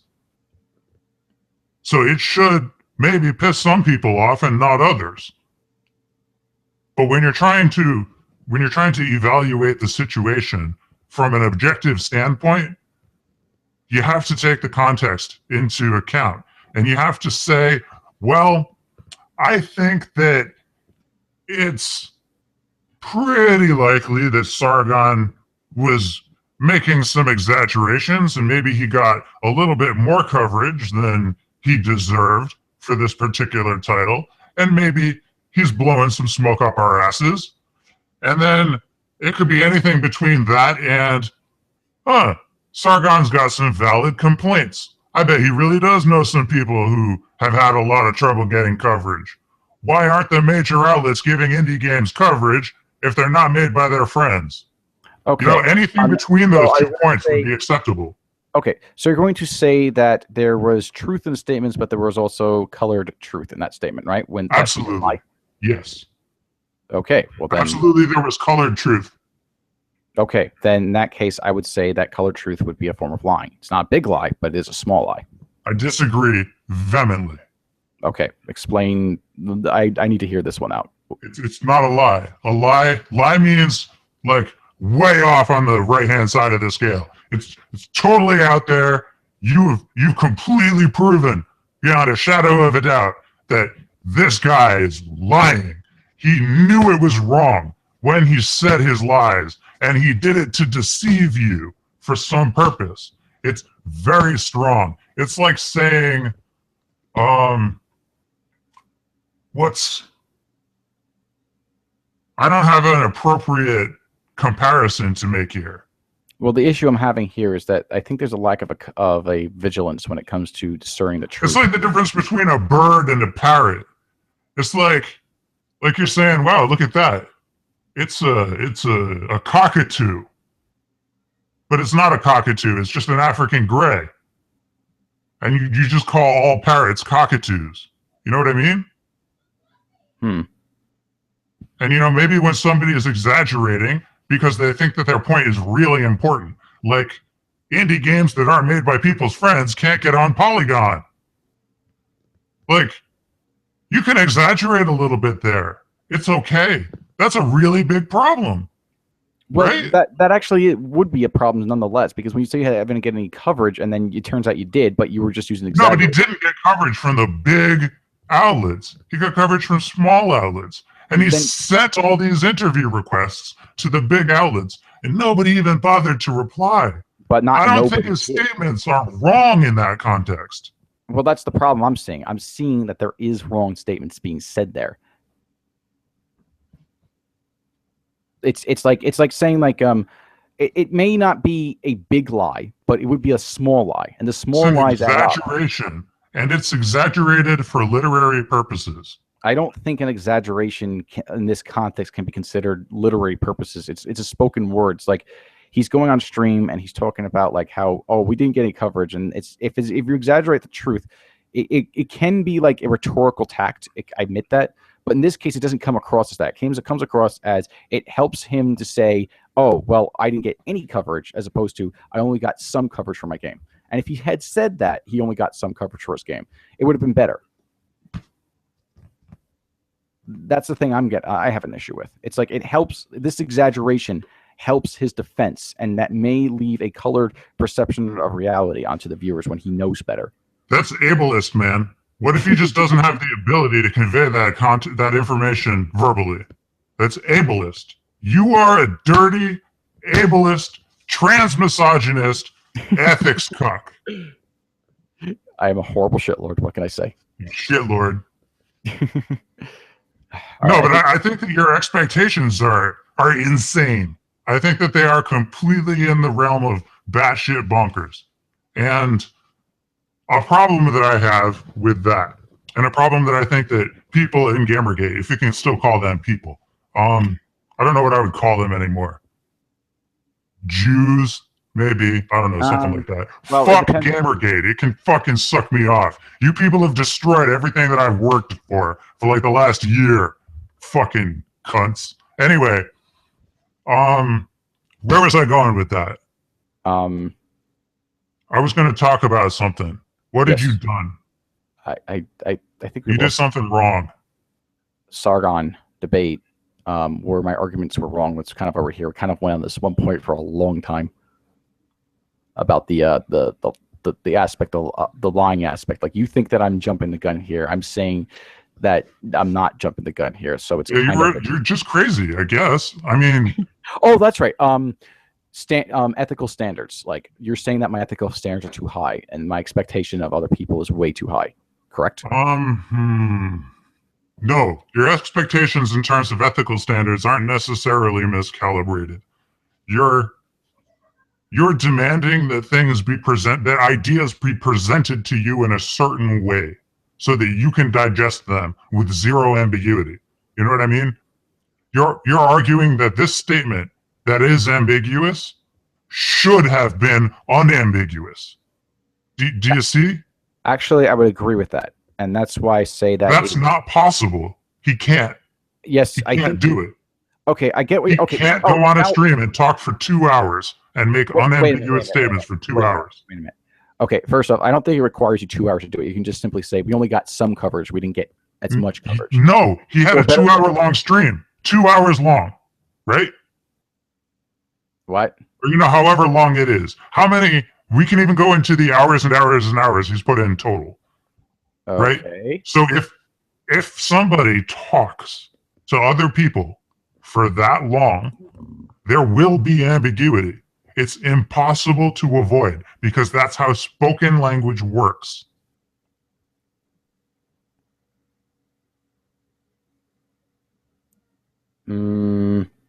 I get what you're saying. Like when you say that basically there's a certain acceptable level of ambiguity.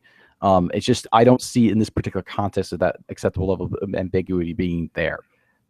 This context, I don't see it. Like if it was a single statement, I wouldn't have even bothered with this. I would have just been like, okay, so he misspoke once, whatever. But he said it multiple times is the issue. But he said it multiple times in slightly different ways each time, and from that information, you can determine his where he was coming from. You can determine what he meant by those statements. And if you take all of the context, all of these sentences, not each one by one, but if you take all of them, you can see he wants more coverage. He wants the coverage from Polygon or something, quote, a big outlet. He wants the kind of coverage that he got from Varelo, maybe something that he can talk about in a stream. Well, that's the issue. He's got other friends who are having trouble getting coverage. In fact, his friends have even said that nobody would cover them.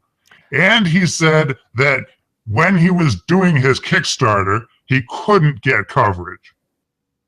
Well, yeah, but he did get coverage when he did his Kickstarter's a thing. Yeah, did he get it from big companies like Polygon? Did he get the same kind of coverage? He got better coverage from Varelo? He got far better coverage from Varelo. So would you like to now debate me on specifically what better coverage is and what exactly Sargon thinks constitutes better coverage? Is that the hill that you want to die on? Is that the way that you want this conversation to go out? Why do you keep on saying the hill you want to die on? I mean, like because it's an open and shut case. I mean, he said statements that were false. It's ambiguous. Okay, here's the thing. Instead of agreeing with me that he lied and just saying that it's an acceptable lie, you keep on making this minutia about that it's not a lie because he wasn't lying. When he was in there and he was speaking, he was trying to convey the truth. I'm sorry. And it looks to me like the truth was conveyed. But the only person who read it wrong was you. No, I think other people saw the article and were like, yeah, you got a point there. I don't see my Twitter blowing up right now. It doesn't really matter if, like, look, that's a not popular argument anyway. Like, if you're going to try to tell me that basically this is an acceptable lie, you can make that argument and that. No, it's not a lie. He did not mean to tell lies. He wasn't trying to speak untruths. In fact, he spoke truths. What? You read untruths. You gleaned untruths by reading too deeply into what he was saying. No, I read which is it? Did I just skim over what he said, not get the nuance, or did I read too much into it and add my own nuance? I mean, you got to pick one. You're not reading it like a human being is supposed to read it. But you're reading it out of context. No, I'm not. I gave the context. I provided the link to the video. I put the transcript there. I listened to it all. I Well, saw the it in context says very specifically that he's looking for the kind of coverage he got from Varelo. He's looking for it from big outlets, and he does not feel that he got it. And he You're also cherry picking. You're does cherry not picking feel from that this his transcript. friends got it. See, Like- now you're saying I'm cherry picking. Well, you Am are. I the one who's not reading deeply enough into it? I I think that these are the salient points. think These are the important parts he was trying to convey. But the salient point is untrue. That's the problem. And instead of conceding that, you keep on tap dancing around that. You It's keep on not saying- untrue. He But- meant what he said. He said he couldn't get coverage from Polygon and other big games journalist outlets. Okay, this conversation is going boring, so I'm going to go a little philosophical for this. Now, do you believe there can be more than one truth? Absolutely. I fundamentally disagree. This is the problem we're having. That's why we can't agree on this issue, is because we have two different perspectives of reality. I see there only being one truth with many different perspectives. You see there being multiple truths being possible. I don't think you have quite as an objective. You don't know what the one truth is. And Nobody- neither did Sargon when he was making these statements. He has a limited amount of information available to him and a limited amount of bandwidth with which to verbally convey this information. Well, here's the thing. His conclusions can be incorrect and his statements can be ambiguous without it meaning that he's lying. Here's the thing, though. The thing that you're missing is that he didn't. Yes, he does have limited information. All humans have limited information, whether there's multiple truths or perspectives or whatever. But he had this information available to him when he made those statements. And when Varelo continued asking him questions in that conversation there about the specific coverage, that was brief, but it was telling. He specifically said no coverage, and he echoed it multiple times. And true, he said it different ways, but he never clarified, even though having multiple opportunities to do so, that he actually did get coverage from numerous outlets that were smaller. This is the issue I'm having. Well, when you're calling people ethics cucks and you're confronting him, he's not going to concede. I didn't even call him cuck in the article. So this is where we get back into my moderate stance. Okay. When Sargon immediately freaks out and starts attacking you instead of responding to your accusations, that's a little bit of a minor misstep, I think. I think it's incorrect. I think that he should delve into a little bit more detail and try to unravel your misunderstanding. And he's not doing that. He's getting offended. And I wouldn't have a problem with that, except that he gets offended for like 2 hours, and then he complains that he was offended for like 2 hours when it comes up later, right? I mean, yelling at you and calling you names and shit doesn't do anything to sort out the problem. So that's a minor issue I have with Sargon. Well, I actually agree. But that doesn't make you right. The fact that he didn't refute your arguments I agree with you. doesn't make them correct. Yeah, I could agree with you on all these points here. I agree that no matter which way we like, fallacy by fallacy is a thing. I mean, like, just because Sargon disagrees with me doesn't mean mean that. you're right. Exactly. I completely agree with that. And in fact, if I'm wrong in something, I can admit that. In fact, I can admit that from what you're telling me, it may have been too. What's the word I'm looking for? It may have been presumptuous for me to preclude the possibility that he was too flustered to have brought up that information. So by putting down that he lied and editorializing it, I can get your perspective on that. I believe that if he was here, he would disagree that he was too flustered. However, I agree that he was indeed too flustered. Yeah, like perhaps it would have been better. Perhaps in this particular case of the article, like, it is my conclusion that it lied, but perhaps it is not a shared conclusion because lies are often hard to prove, and this kind of rhetorical argumentation does. And you have to be really careful when you level that you're lying accusation, because it's like the nuclear option. It will set them off. Like, I mean, if that's your goal, if that's what you're trying to do, then it's a good tool. But if that's not what you're trying to do, you got to use the right tool from the job. You got to go back to the tool chest and get the spanner. Okay, well, if you're going to say that perhaps I could have written the article a bit differently, where instead of If I could have written the article a bit differently, I don't care about the article. I didn't even read the article. All I heard was okay. you arguing with Sargon, and it was so retarded that nobody could think that either side was right. And it was killing me that a bunch of fucking Sargon's fanboys and shit would just think that you had no point when you actually had a teeny tiny point. And it was real. It was there. It's in there. If you look close enough, you can see it. There's a little bit of reason to be a little bit wary of some of the things that Sargon has said about Kickstarter. Yeah.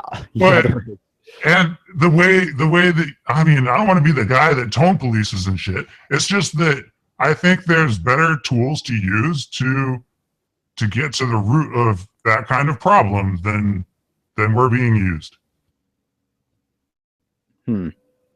Well, okay, actually, yeah. But the thing is, like, when it comes, if you're thinking that I'm focused way too much on this lying aspect, well, the thing is, he definitely was aware of the coverage he got, and that him using that exaggeration to his benefit was the point the article was trying to make. I mean, it's just one part of his narrative. I really suspect that when we see this coverage that he supposedly got, it's going to be fucking nothing. It is not nothing. I checked myself, which is why I've been over this over and over. What's the most striking? Can you pull up an example? Okay, the most let me see. Because if we pull this up and it's like Vice, then I'll have to eat my words. No, it's not. It's got like a CNBC section. No, it's not that big. Like you said, it's smaller outfits, but there is like, we're talking like, this is not the one. I know that there's one in particular that I can bring up where basically the length of it is definitely, they did their job with that one. It's like they got into a lot of details and it was positive coverage, which really benefit him. But just that isn't enough to say that's the kind of coverage he wanted. Yeah, but he specifically compared it to Veril's coverage, and it was better than Veril's coverage is the point.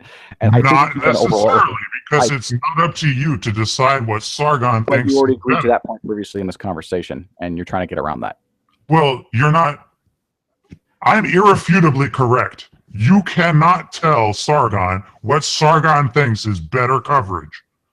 He could have any reason for deciding that Verilo's coverage is better, and you are nobody to tell him that he's wrong. For different types of coverage, like how many people it got exposed to, how many people read it, what length it was, etc. And there was a lot of length, there was a lot of clicks, a lot more clicks than what Verilo did. When you put he has a lot more information about that than you. Maybe a lot more people contacted him about Verilo's article. I have enough evidence and enough information to conclude that that is not the case. And that as far as you don't have enough information to conclude that Sargon believes that he got enough coverage.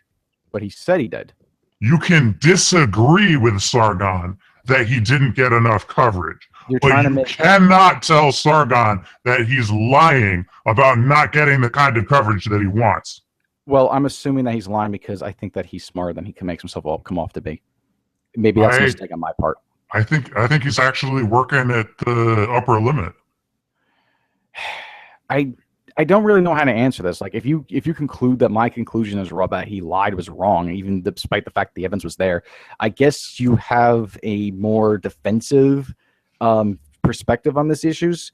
Like, I've already shown, like, if you read the article, you can see black and white right there. It has his account, like, he's specifically in knowledge of this coverage going on, of these various websites going about and tweeting about it, talking about it. And he's actively in contact with these journalists. And he's also on the stream. You can listen to him talking about how he didn't get now that 300,000 people stormed Twitter and told everybody that this is what's important to gamers, and he started talking about it and became a big celebrity. No, check the dates.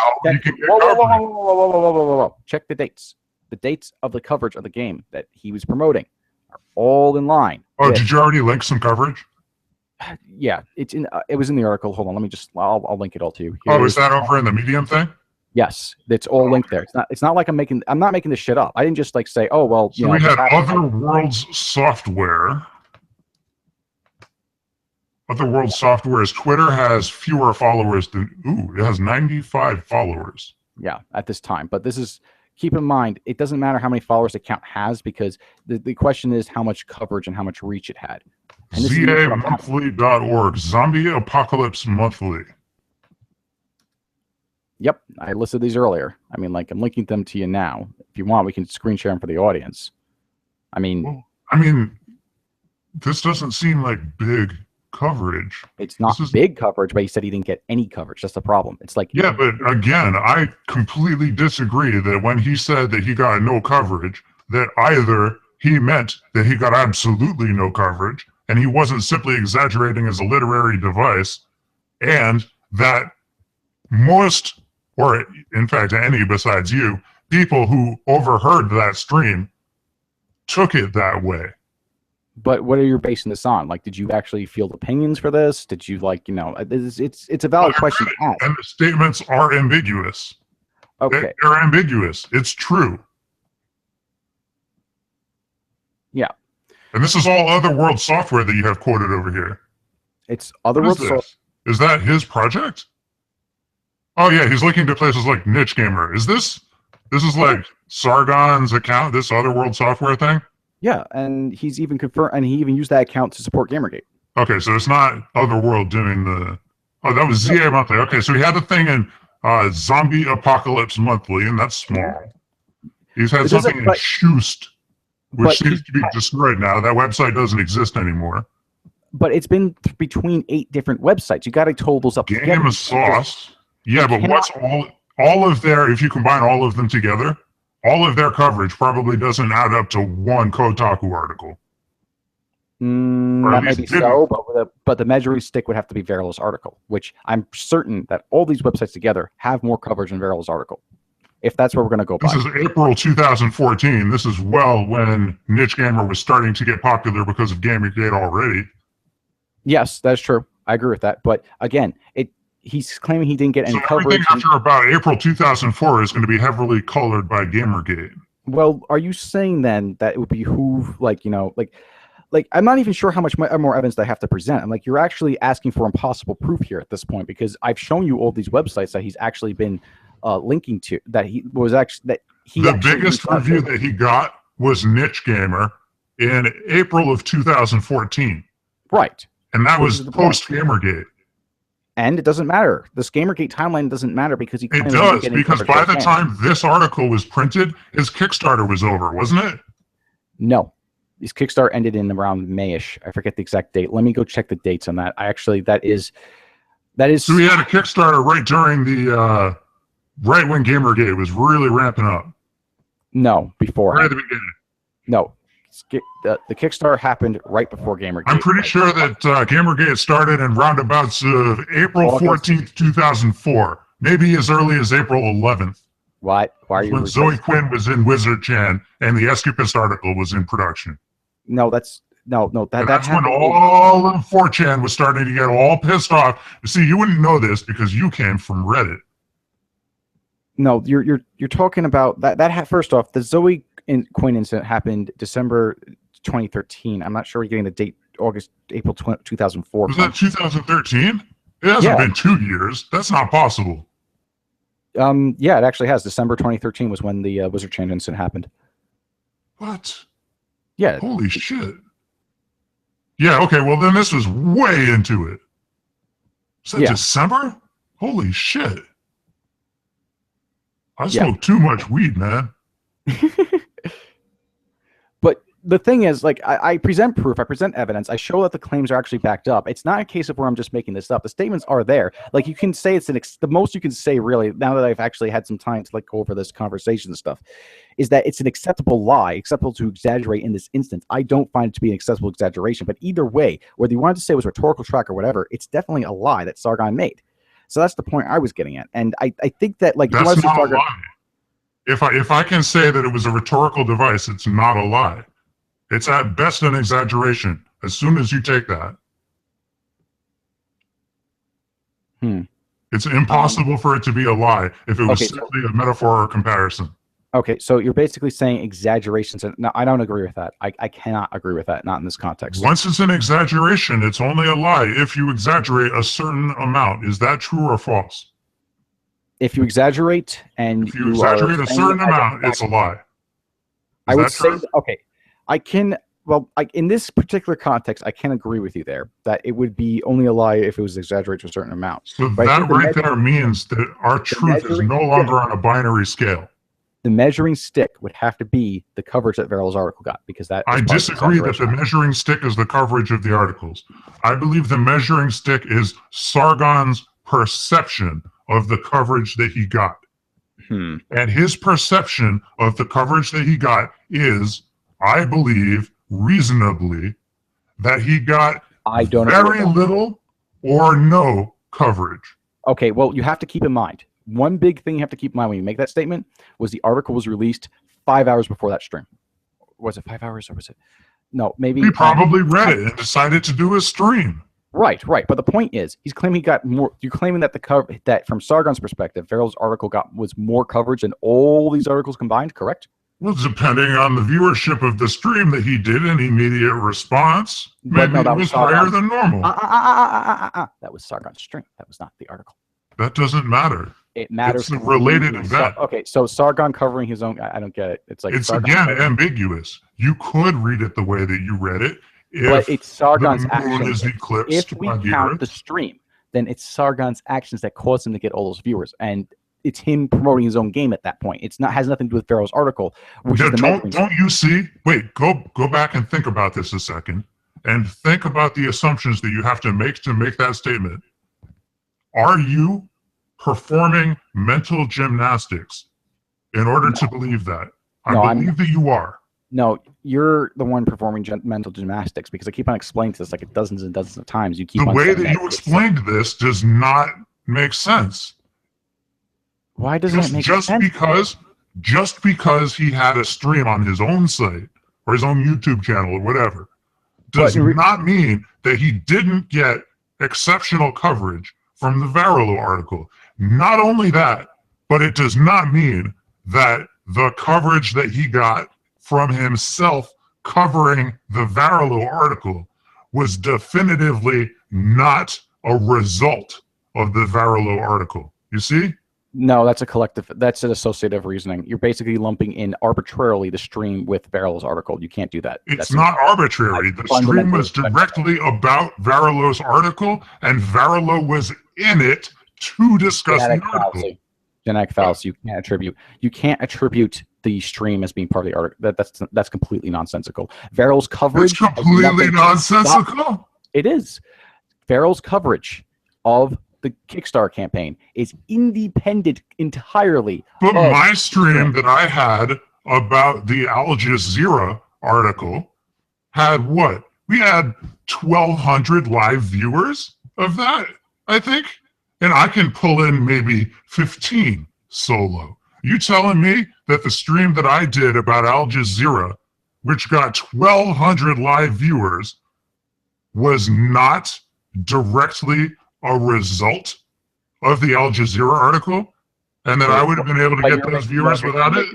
You're making the argument that the stream was a direct result of the article getting that many hits. The stream was a direct result of the article. You're doing a sophist type argument where you're basically associating two completely different things in with each other. You can't. They're not completely different. They're very closely related to one another. It doesn't matter how closely related. It doesn't matter if they're joined at the hip. The stream wouldn't have happened if it wasn't for the article. Right. But people tuned in not because they read the article, because you look in the comments, you can see people saying they didn't read the article, they just watched the stream. And many people who have actually watched the stream say they didn't read the article. So people watching the stream doesn't mean they read the article. But the entire content of the stream was about the article. Yes, it was. But most of the people there didn't read it. Now, did they? They didn't come because they read the article. They came because they like Sargon. So your stance here is that it is unreasonable for me to believe that people tuning into the Sargon stream to hear him and Varilo discuss Varilo's article constitutes coverage. Yes, absolutely. And I think the problem is... Well, you are wrong, my friend.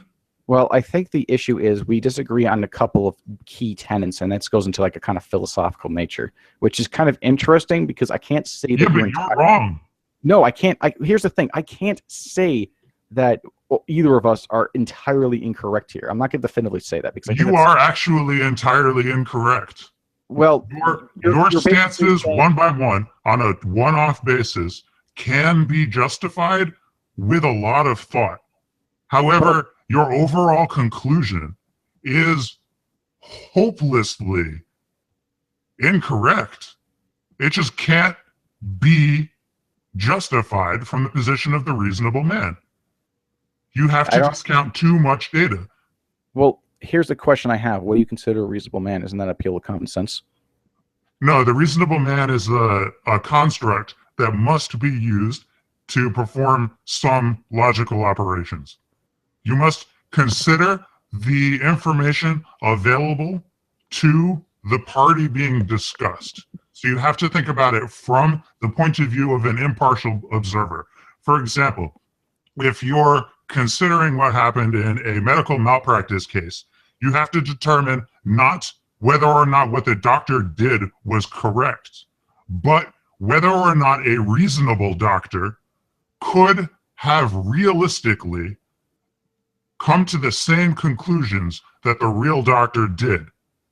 And if the reasonable man could not have come to the same conclusions, the doctor was unreasonable and therefore must be charged. But if a reasonable man could have performed the same steps with the same information available to the doctor and reasonably made his mistake, that does not constitute malpractice. Okay. And I think that you would say that it does because a mistake was made. No. It's how you address the mistake is far more important than whether a mistake was made or not in the first place. If Sargon just simply owned up to his failings, I wouldn't have a problem with it. In fact, unless he can't own up to his failings based on the way that you initiated the conversation. It immediately put him on the defensive and made it realistically impossible for him to make concessions to you. Because you instantly started saying, oh, he was lying about this, he was lying about that, he said this isn't true. No, that's a, what do you call that? That's a, what do you say?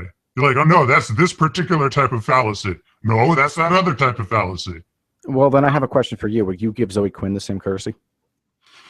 If Zoe Quinn wanted to talk to me, I would have a long conversation with Zoe Quinn. Depending on her tone and the way that certain topics were broached, I may or may not become angry.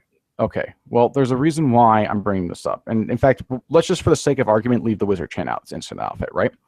Let's just bring up the whole... That's totally impossible because that completely colors my opinion of her everything. Let's just get right into it.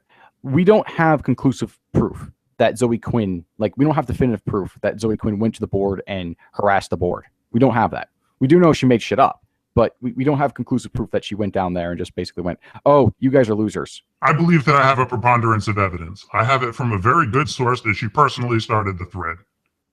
Okay. It was Frederick Brennan personally, who was, I believe, a moderator at the time, or was good friends with the moderator, who I also know of and have been in IRCs with, but don't know personally. Right. But here's the thing. With Zoe going, but you're claiming that your preponderance of evidence is conclusive, but isn't that like a 4/10 argument instead of a 6/10 argument? It's not completely conclusive, and I would not demand that others have the same opinion about somebody ostensibly promoting awareness of depression, going to a website for depressed nerds, and saying that they were harassing her.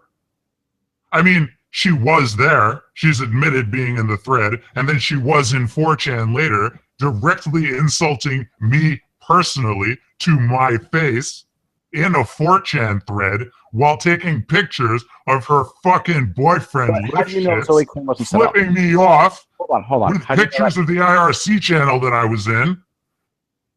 I mean, yeah, I've got a preponderance of evidence.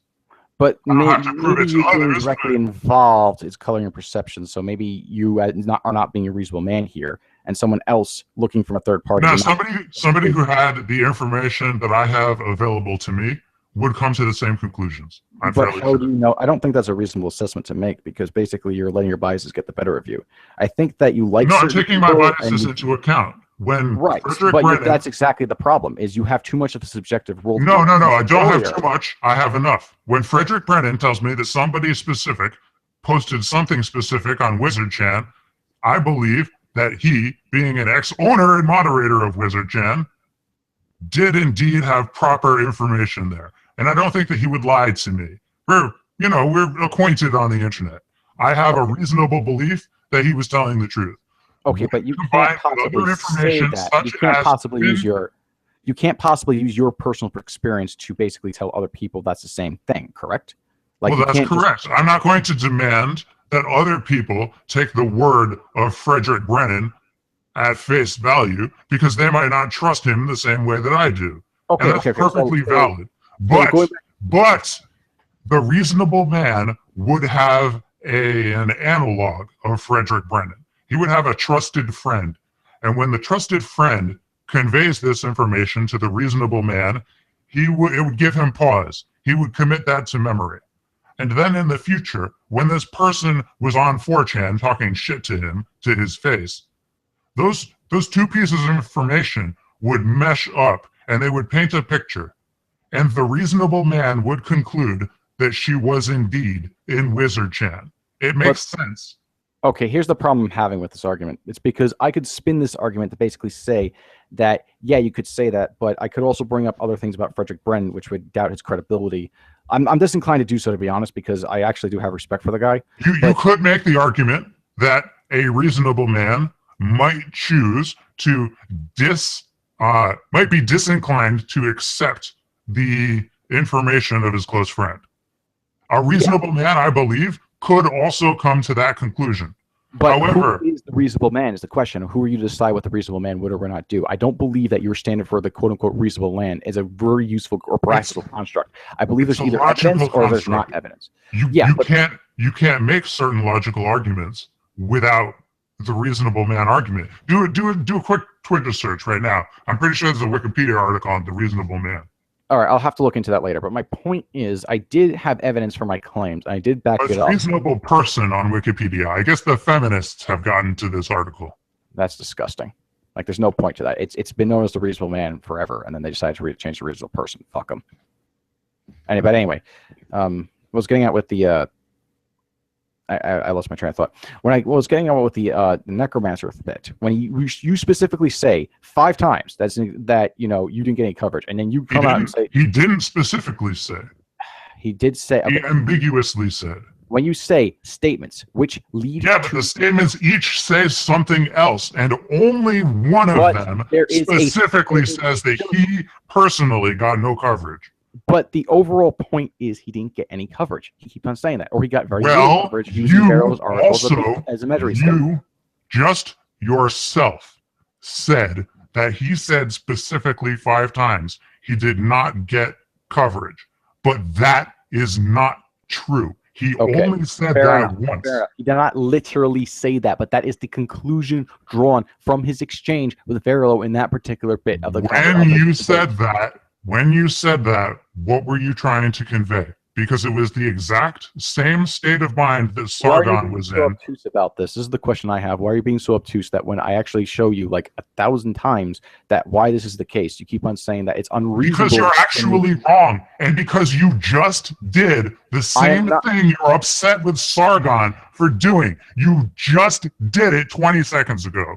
Okay, fine. I apologize for misspeaking. Are you happy? No, an apology is not required because it's something that happens in colloquial conversation. It's okay, well, if accepted. everything can be said in colloquial conversation, there's no such thing as truth, then I find your standards completely There unreasonable is such a and thing as I need truth. to It's just that you can't obtain the specific truth with accuracy from ambiguous statements. Therefore, when confronting the person about their ambiguous statements, you need to approach it with tact because they might have a good example. Concern trolling. I mean, you keep on Good doing this excuse. over and over and over and over again, where you just No, keep it's on, not concern trolling. It's yes, it is. how It's to have an trolling, argument. and I don't think that's the case. Because you're basically saying that when I present evidence which backs up my claim, the evidence is invalid because the statements, oh, well, he meant something No, else. the evidence is not as conclusive as you seem to think it is. It's ambiguous. So you tell This me is what, the same problem you have with Gething. It's exactly the same. what is the... No, it's not. You already agree with me. Yes, the information available to Gething when he was making the Steve Tom Sawyer decision Oh, okay. My bad. was limited, and a reasonable man could have concluded that the right thing to do was to back up Steve Tom Sawyer. he might have been wrong, but it was not unreasonable to do it. No, it was unreasonable for him to have backed up Steve Tom Sawyer completely, entirely, and he had a financial. Okay, I mean, to a point it was, but yes, there's no getting around that. But it's not crucify the guy unreasonable. It's hey, it dude, is kind of fucked up. It is unreasonable. And you know the Sargon thing too. I mean, it's the Sargon thing is a minor issue. I think you could kind of make it's kind of offensive to make the argument in the first place. You know what I mean? It's gonna put him on guard because it looks like somebody's trying to pin him into a corner. Well, he should just own up to the fact that he can't. He can't. Human beings can't do that. Men can't do that. When they get the adrenaline running, they can't back down like that. I think it's too much of an emotional argument, and this is the problem having in. No, it's not an emotional argument. It's simply reality. That's the way that they will behave. And you can overcome that, and you can help them overcome that. And if you have a civil conversation, you can get to the bottom of it, despite the fact that you both experience emotions. And just because Sargon is experiencing emotions doesn't make him wrong. No, it's okay for him to not concede the argument when he's pissed off. Fair enough. I can buy that. But the thing I don't get is... The thing is, this is just like a minor point on this whole thing. We spent a number of hours going over it, but I don't... This is the meat and potatoes, though. When you guys freak out and you start yelling at each other, it's because of one of these things that we're talking about right now. It's very small disagreement, and it's not big. You're not freaking out over the actual impropriety. Hold on a minute. Why are you saying that I'm freaking out over this when you're the one who went on and on and on and on about because this? I listened to you and Sargon arguing, and every but time we talked about far more stuff in this. Like that stream was far better. Yeah, you talked about far more stuff, but if you go back and you listen to it, every time it became unproductive, every time you hit a brick wall, it's because you said something that wasn't technically incorrect, and he responded by like calling you a name, and then you both get mad. When maybe the correct response is for either you to bring it up in a different manner, or for him to actually, or he can just try to find the root problem. Well, if I say something that's incorrect, he can just point it out. Like, for instance, like I brought up the David Cameron thing. It's hard though. Have you ever heard somebody make an argument in this level of minutiae? This, in context, this sentence could be read this way. If you read it with these other, that's going pretty deep. How many people are going to give you the time of day for that kind of argument if you're being true, but you're making it to be like the argument I had with Sargon was like that. Actually, Sargon and I were fairly reasonable to each other for the most part. There was a bit of jabs here and there, but we were able to, in that stream for I believe I was on there for 2 hours. We were able to actually cover a variety of points without rambling on far too much. That's I think you really missed that part of the context of that stream. And there was a lot of stuff was not quite conceded, but the next topic was moved to anyway. If you go back and you watch that, you'll see you guys hit this stumbling block, but you didn't and watch then you continue, and then you hit the stumbling block and you change the topic. You hit the stumbling block, you change the topic, and then eventually Sargon gets mad and starts yelling at you, and that's what happened in that stream. Both of you gotta get over the stumbling blocks. And that's why Sargon had trouble in his debate. Wait a minute. Why are you making the claim that this happened when you didn't watch the stream? I watched enough of it to see it. I caught the tail, half hour? No, you can't judge what happened. You can't judge what you did not see based on that part. I mean, like, I can. I can. Well, go watch the stream and then get back to me because I'm not going to. I'm not going to go watch a 2-hour stream. Well, then I'm not going to accept your argument that that's how I behave in the stream when you didn't even watch it. Period. You can laugh it off, but you're making an unreasonable request of me. During the last half hour of the stream, you did this over and over and over. No. Yeah. It was. We wouldn't even be here right now if you did. By that logic. Okay, the reason why I have arguments like this is because people are obtuse when it comes to defending people. Very obtuse. Not. Yes, it is. No, it's because your expectations are miscalibrated. I don't care if my expectations are miscalibrated. I'm not No, going to you change don't, but they do. It pisses them off, and it makes them really, really, really mad and unreceptive to your arguments. Then let's go to the. I think that's a better argument to be had here. The meat and potatoes of this, right? The meat and potatoes of this are my standards too much? Do I care too much about being honest and being abiding by the consumer? Your definition of dishonest is incorrect.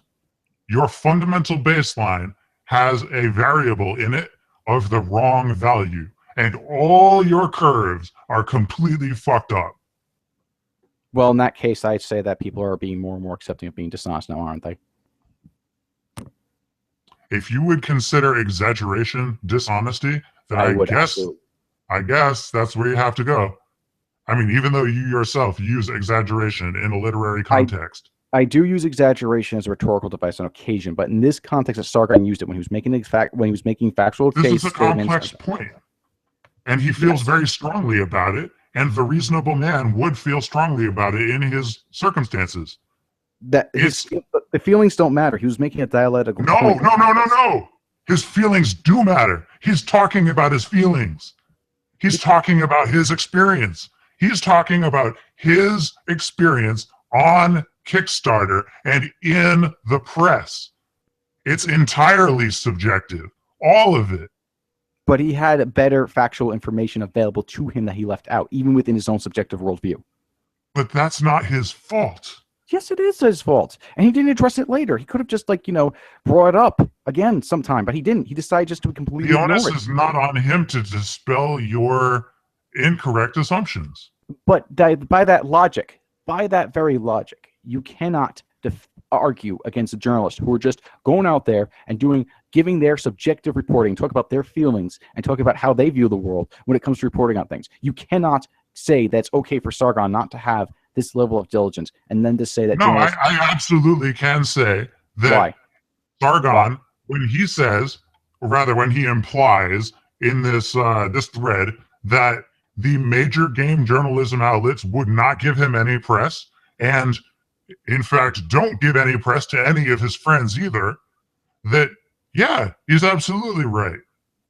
They absolutely don't. In fact, we've known for quite some time that they don't give any press to anybody except their best friends and the people fucking them. It only takes one counterexample to prove the premise false, and I've already done that 9 times here. So what's your point? You have not proven that his statements were lies. You don't consider exaggerations lies, which is your problem. That's a very minority worldview of the world, actually. Exaggerations are lies. As a rhetorical device, it can occasionally be used, but this wasn't a rhetorical device. This was the dialectical exchange here. It's like you're trying to go over the minutiae and just saying, oh, well, he was on a stream, who's this? This is a lot of excuses to basically implement a subjective worldview over an objective one. Like, I can't abide by that. I mean, you can't have a completely objective worldview. It's true, because you're going to have, you can't possibly have a holistic knowledge of everything. Is something wrong with you for expecting a stream with spoken word dialogue when that stream is being used as evidence as to why Sargon is correct and did nothing? Yes. Other people are looking to that stream and using that as evidence as to why Sargon is a good boy.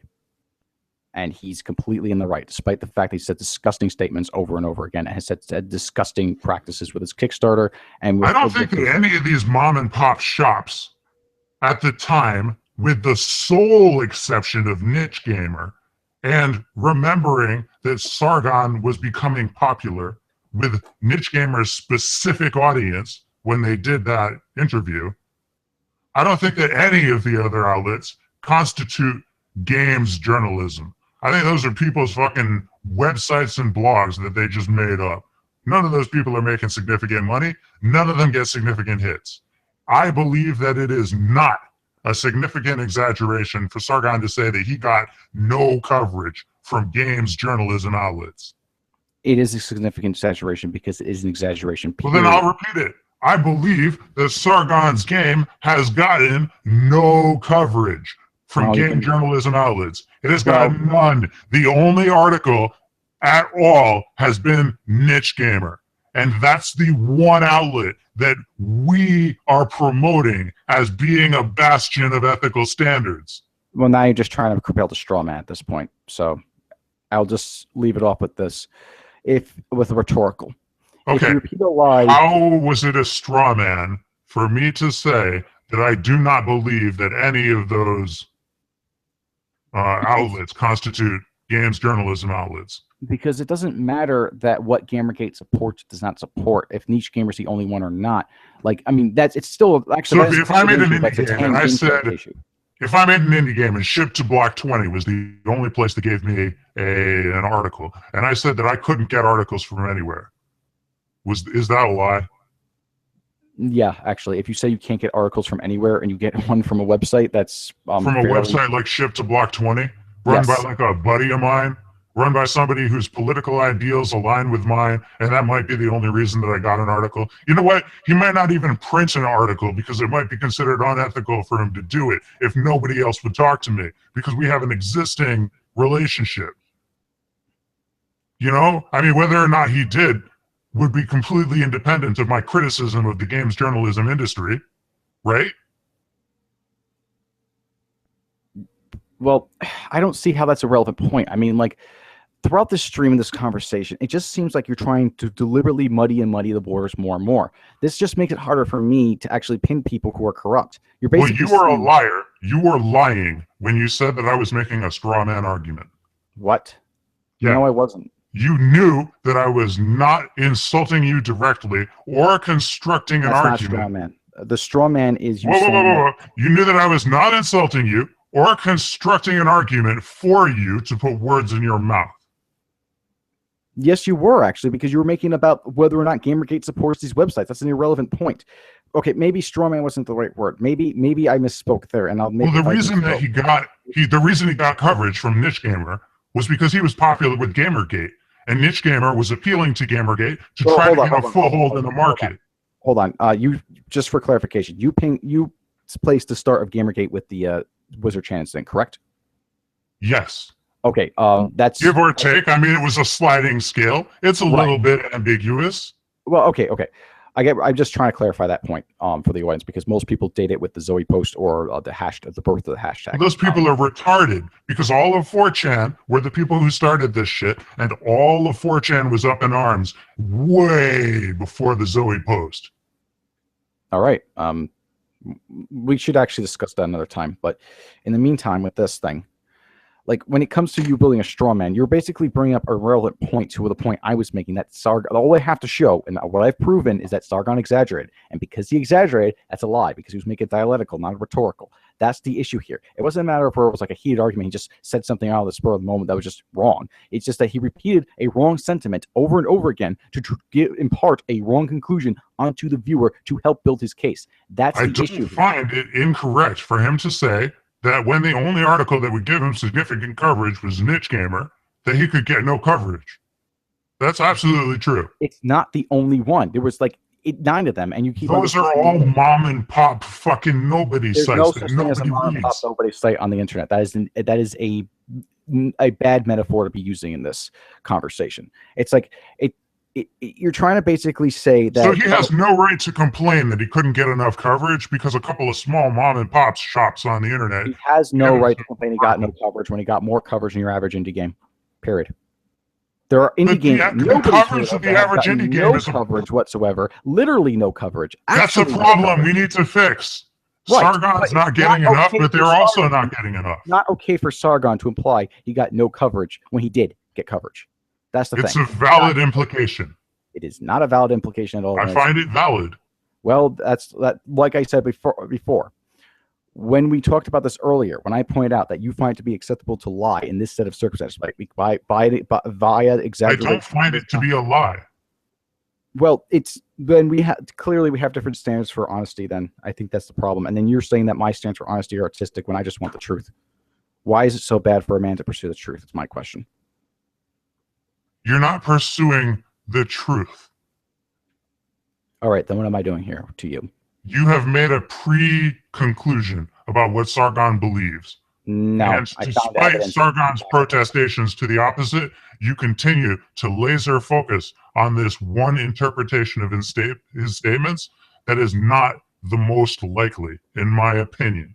Okay, well, if that is your opinion and not a fact, then I'll have to say that in my opinion, because your standards for truth and truth is that you can have multiple truths, then by your own standards, in my view of the truth, this is what the actual reality is. Although I may say that it is possible that instead of a malicious lie, it may have been him misspeaking. And I will include Sargon's perspective in the article just to show that I'm not going to be dishonest here. Your article is going to be trash because you still don't understand the context of that discussion. The reasonable man cannot conclude by any measure the reasonable man is Sargon was subjective. lying. No. We're not going to play the reasonable man thing because one, I don't understand it, and two, you can say what the reasonable man would do and not do in any situation to justify your argument. For instance, the reasonable man would conclude that because evidence was presented to show that he exaggerated, to conclude reasonably from the reasonable man's perspective, whether or not it's true or not, that he lied. It's such a small exaggeration. That's like let me make a comparison here for you. Let's say that I'm going to the racetrack in the middle of the desert. Oh, I just turned that down. I'm sorry. Let's say that I'm going to a racetrack in the middle of the desert, and I'm going to be underneath the bright sun, and I brought some sunscreen, but there's only enough for my left arm. And then I put sunscreen on my left arm, and I tell the guy down at the paddock, "Hey, I don't have any sunscreen. Can I borrow some?" Is that a lie? It's an exaggeration, isn't it? Depends on context, really. I mean, like, you're trying to basically Sorry, I had missed that. That was my fault. No, it's okay. You were dangerously close to the truth there. If that was if you exaggerate, yes, that's still a lie. I would if that say was that. a circular saw, you would have tripped the saw stop. Yeah. It's like, it really does depend on context, if you ask me. Like in this context, it's clearly a lie because of the exaggeration. I mean, like maybe it was something misspoken, but then again, I've also heard that someone who makes a mistake can also be lying if the statement's false, which I don't necessarily agree with. So perhaps, like I said, I am going to update the article specifically showing that Sargon did say that he does not find that he lied here and just made a mistake. In fact, he actually did say he misspoke on the stream that I was on with him. So contrary to what you're saying here, that he didn't misspeak, he actually did because he admitted this to me to my face. That's something I should have brought up earlier. So it is possible that my conclusion was a bit hasty from your judgment, and if necessary, I might actually note that in the article. Like, that is something worth looking back. I don't really care about the article. Like I said, I'm not going to read it. But you already said it was shit. So it's going to be really bad. But you established that you judge things without actually looking at them. So who's more interested in the truth seeking here, me or you? I don't know, dude, but I'm pretty sure it's going to be pretty awful. I mean, like I can watch the first 3 episodes of an anime and decide to drop it based on the content, and I can be fairly certain that episode 6 is going to be shit. All right. Well, in that case, that tells me all I need to know about this situation, and I am actually quite disappointed, and I'm getting more disappointed in a lot of people lately. So, on that note, like, unless, we don't have to end it on this note, though. Is there anything else you want to talk about? I'd like to end it on that note. That sounds like a good note. Like a big old toot. Maybe a C2. All right. I do recommend following Savage memes on Twitter because he's entertaining. I will put that in the description of the chat. Hopefully you enjoyed this. This is a really long, dragged-out conversation about very little minutia. I also want to give a shout out to Sargon. Thank you for coming on. Like, you should address your critics instead of hiding behind blocks or whatever. And even Satan would I don't think he hides behind blocks. If he did, he'd definitely have me blocked, and he was definitely following me. So, no, I mean, that surprised me a little bit. I guess I confused him with let's Oliver. Yeah. Oh my gosh, Oliver. We could talk about Oliver if you really want to. Like, that guy, like this last night. Oh man, he was basically going on about like. I liked Oliver though. I don't think that he's like he doesn't make mistakes. Here's the thing about Oliver. Like, he needs. What Oliver needs to do is he just he needs to stop playing Fantasyland. He needs to stop pretending he's Malcolm X. I'm Because, not going to tell people what they need to do, though. I mean, he can do whatever the fuck he wants. If Well, he wants yeah. to be Malcolm X, then that's, more power to him. well, the only interest I really have in Oliver Campbell at this point is laughing at him because he's just a joke. He's not even like Sargon level of like where he's. That's actually what a I threat. mean. Like, what if he hears that, and then you need to talk to him about something in the future? Hey, he wants to come on this channel. He is more than welcome to come on, and we'll talk it out. I am always happy to have Yeah, someone but on. he's not going to feel welcome if you're talking shit about him behind his back. I'm not talking shit about him behind his back. You're totally talking shit about him behind his back. No, I'm not, because this is public. Public information is not behind his back, especially when I tag him in tweets. Well, again, if Oliver, like, if anyone wants to shout at Oliver and say, "Hey, John Kelly's talking shit about you," go ahead, because then he'll just say, "Look Oh, how they totally bad will. he is. He's an autist." John Kelly is a Gamergate cuck. John Kelly Rose, you cucked Gamergate. You can send all your hate mail to my account. Anyway, I'm gonna wrap this up. This has been fun, actually. I'm glad we. Yeah, stop spurring it out so much. You can be nice to people even though you disagree with them. And in Well- fact, you can be really nasty to them while still being nice. Like, I had a few major digs on you in this stream, and I've never gotten heated. That's true. Like, I think we have a different degree. Like, I vehemently disagree with you when it comes to truth, to finding the truth. But when it comes to other things, yeah, that's all right. All right. On that note, have a great night, everybody. Good night, closing it everyone. down. Night.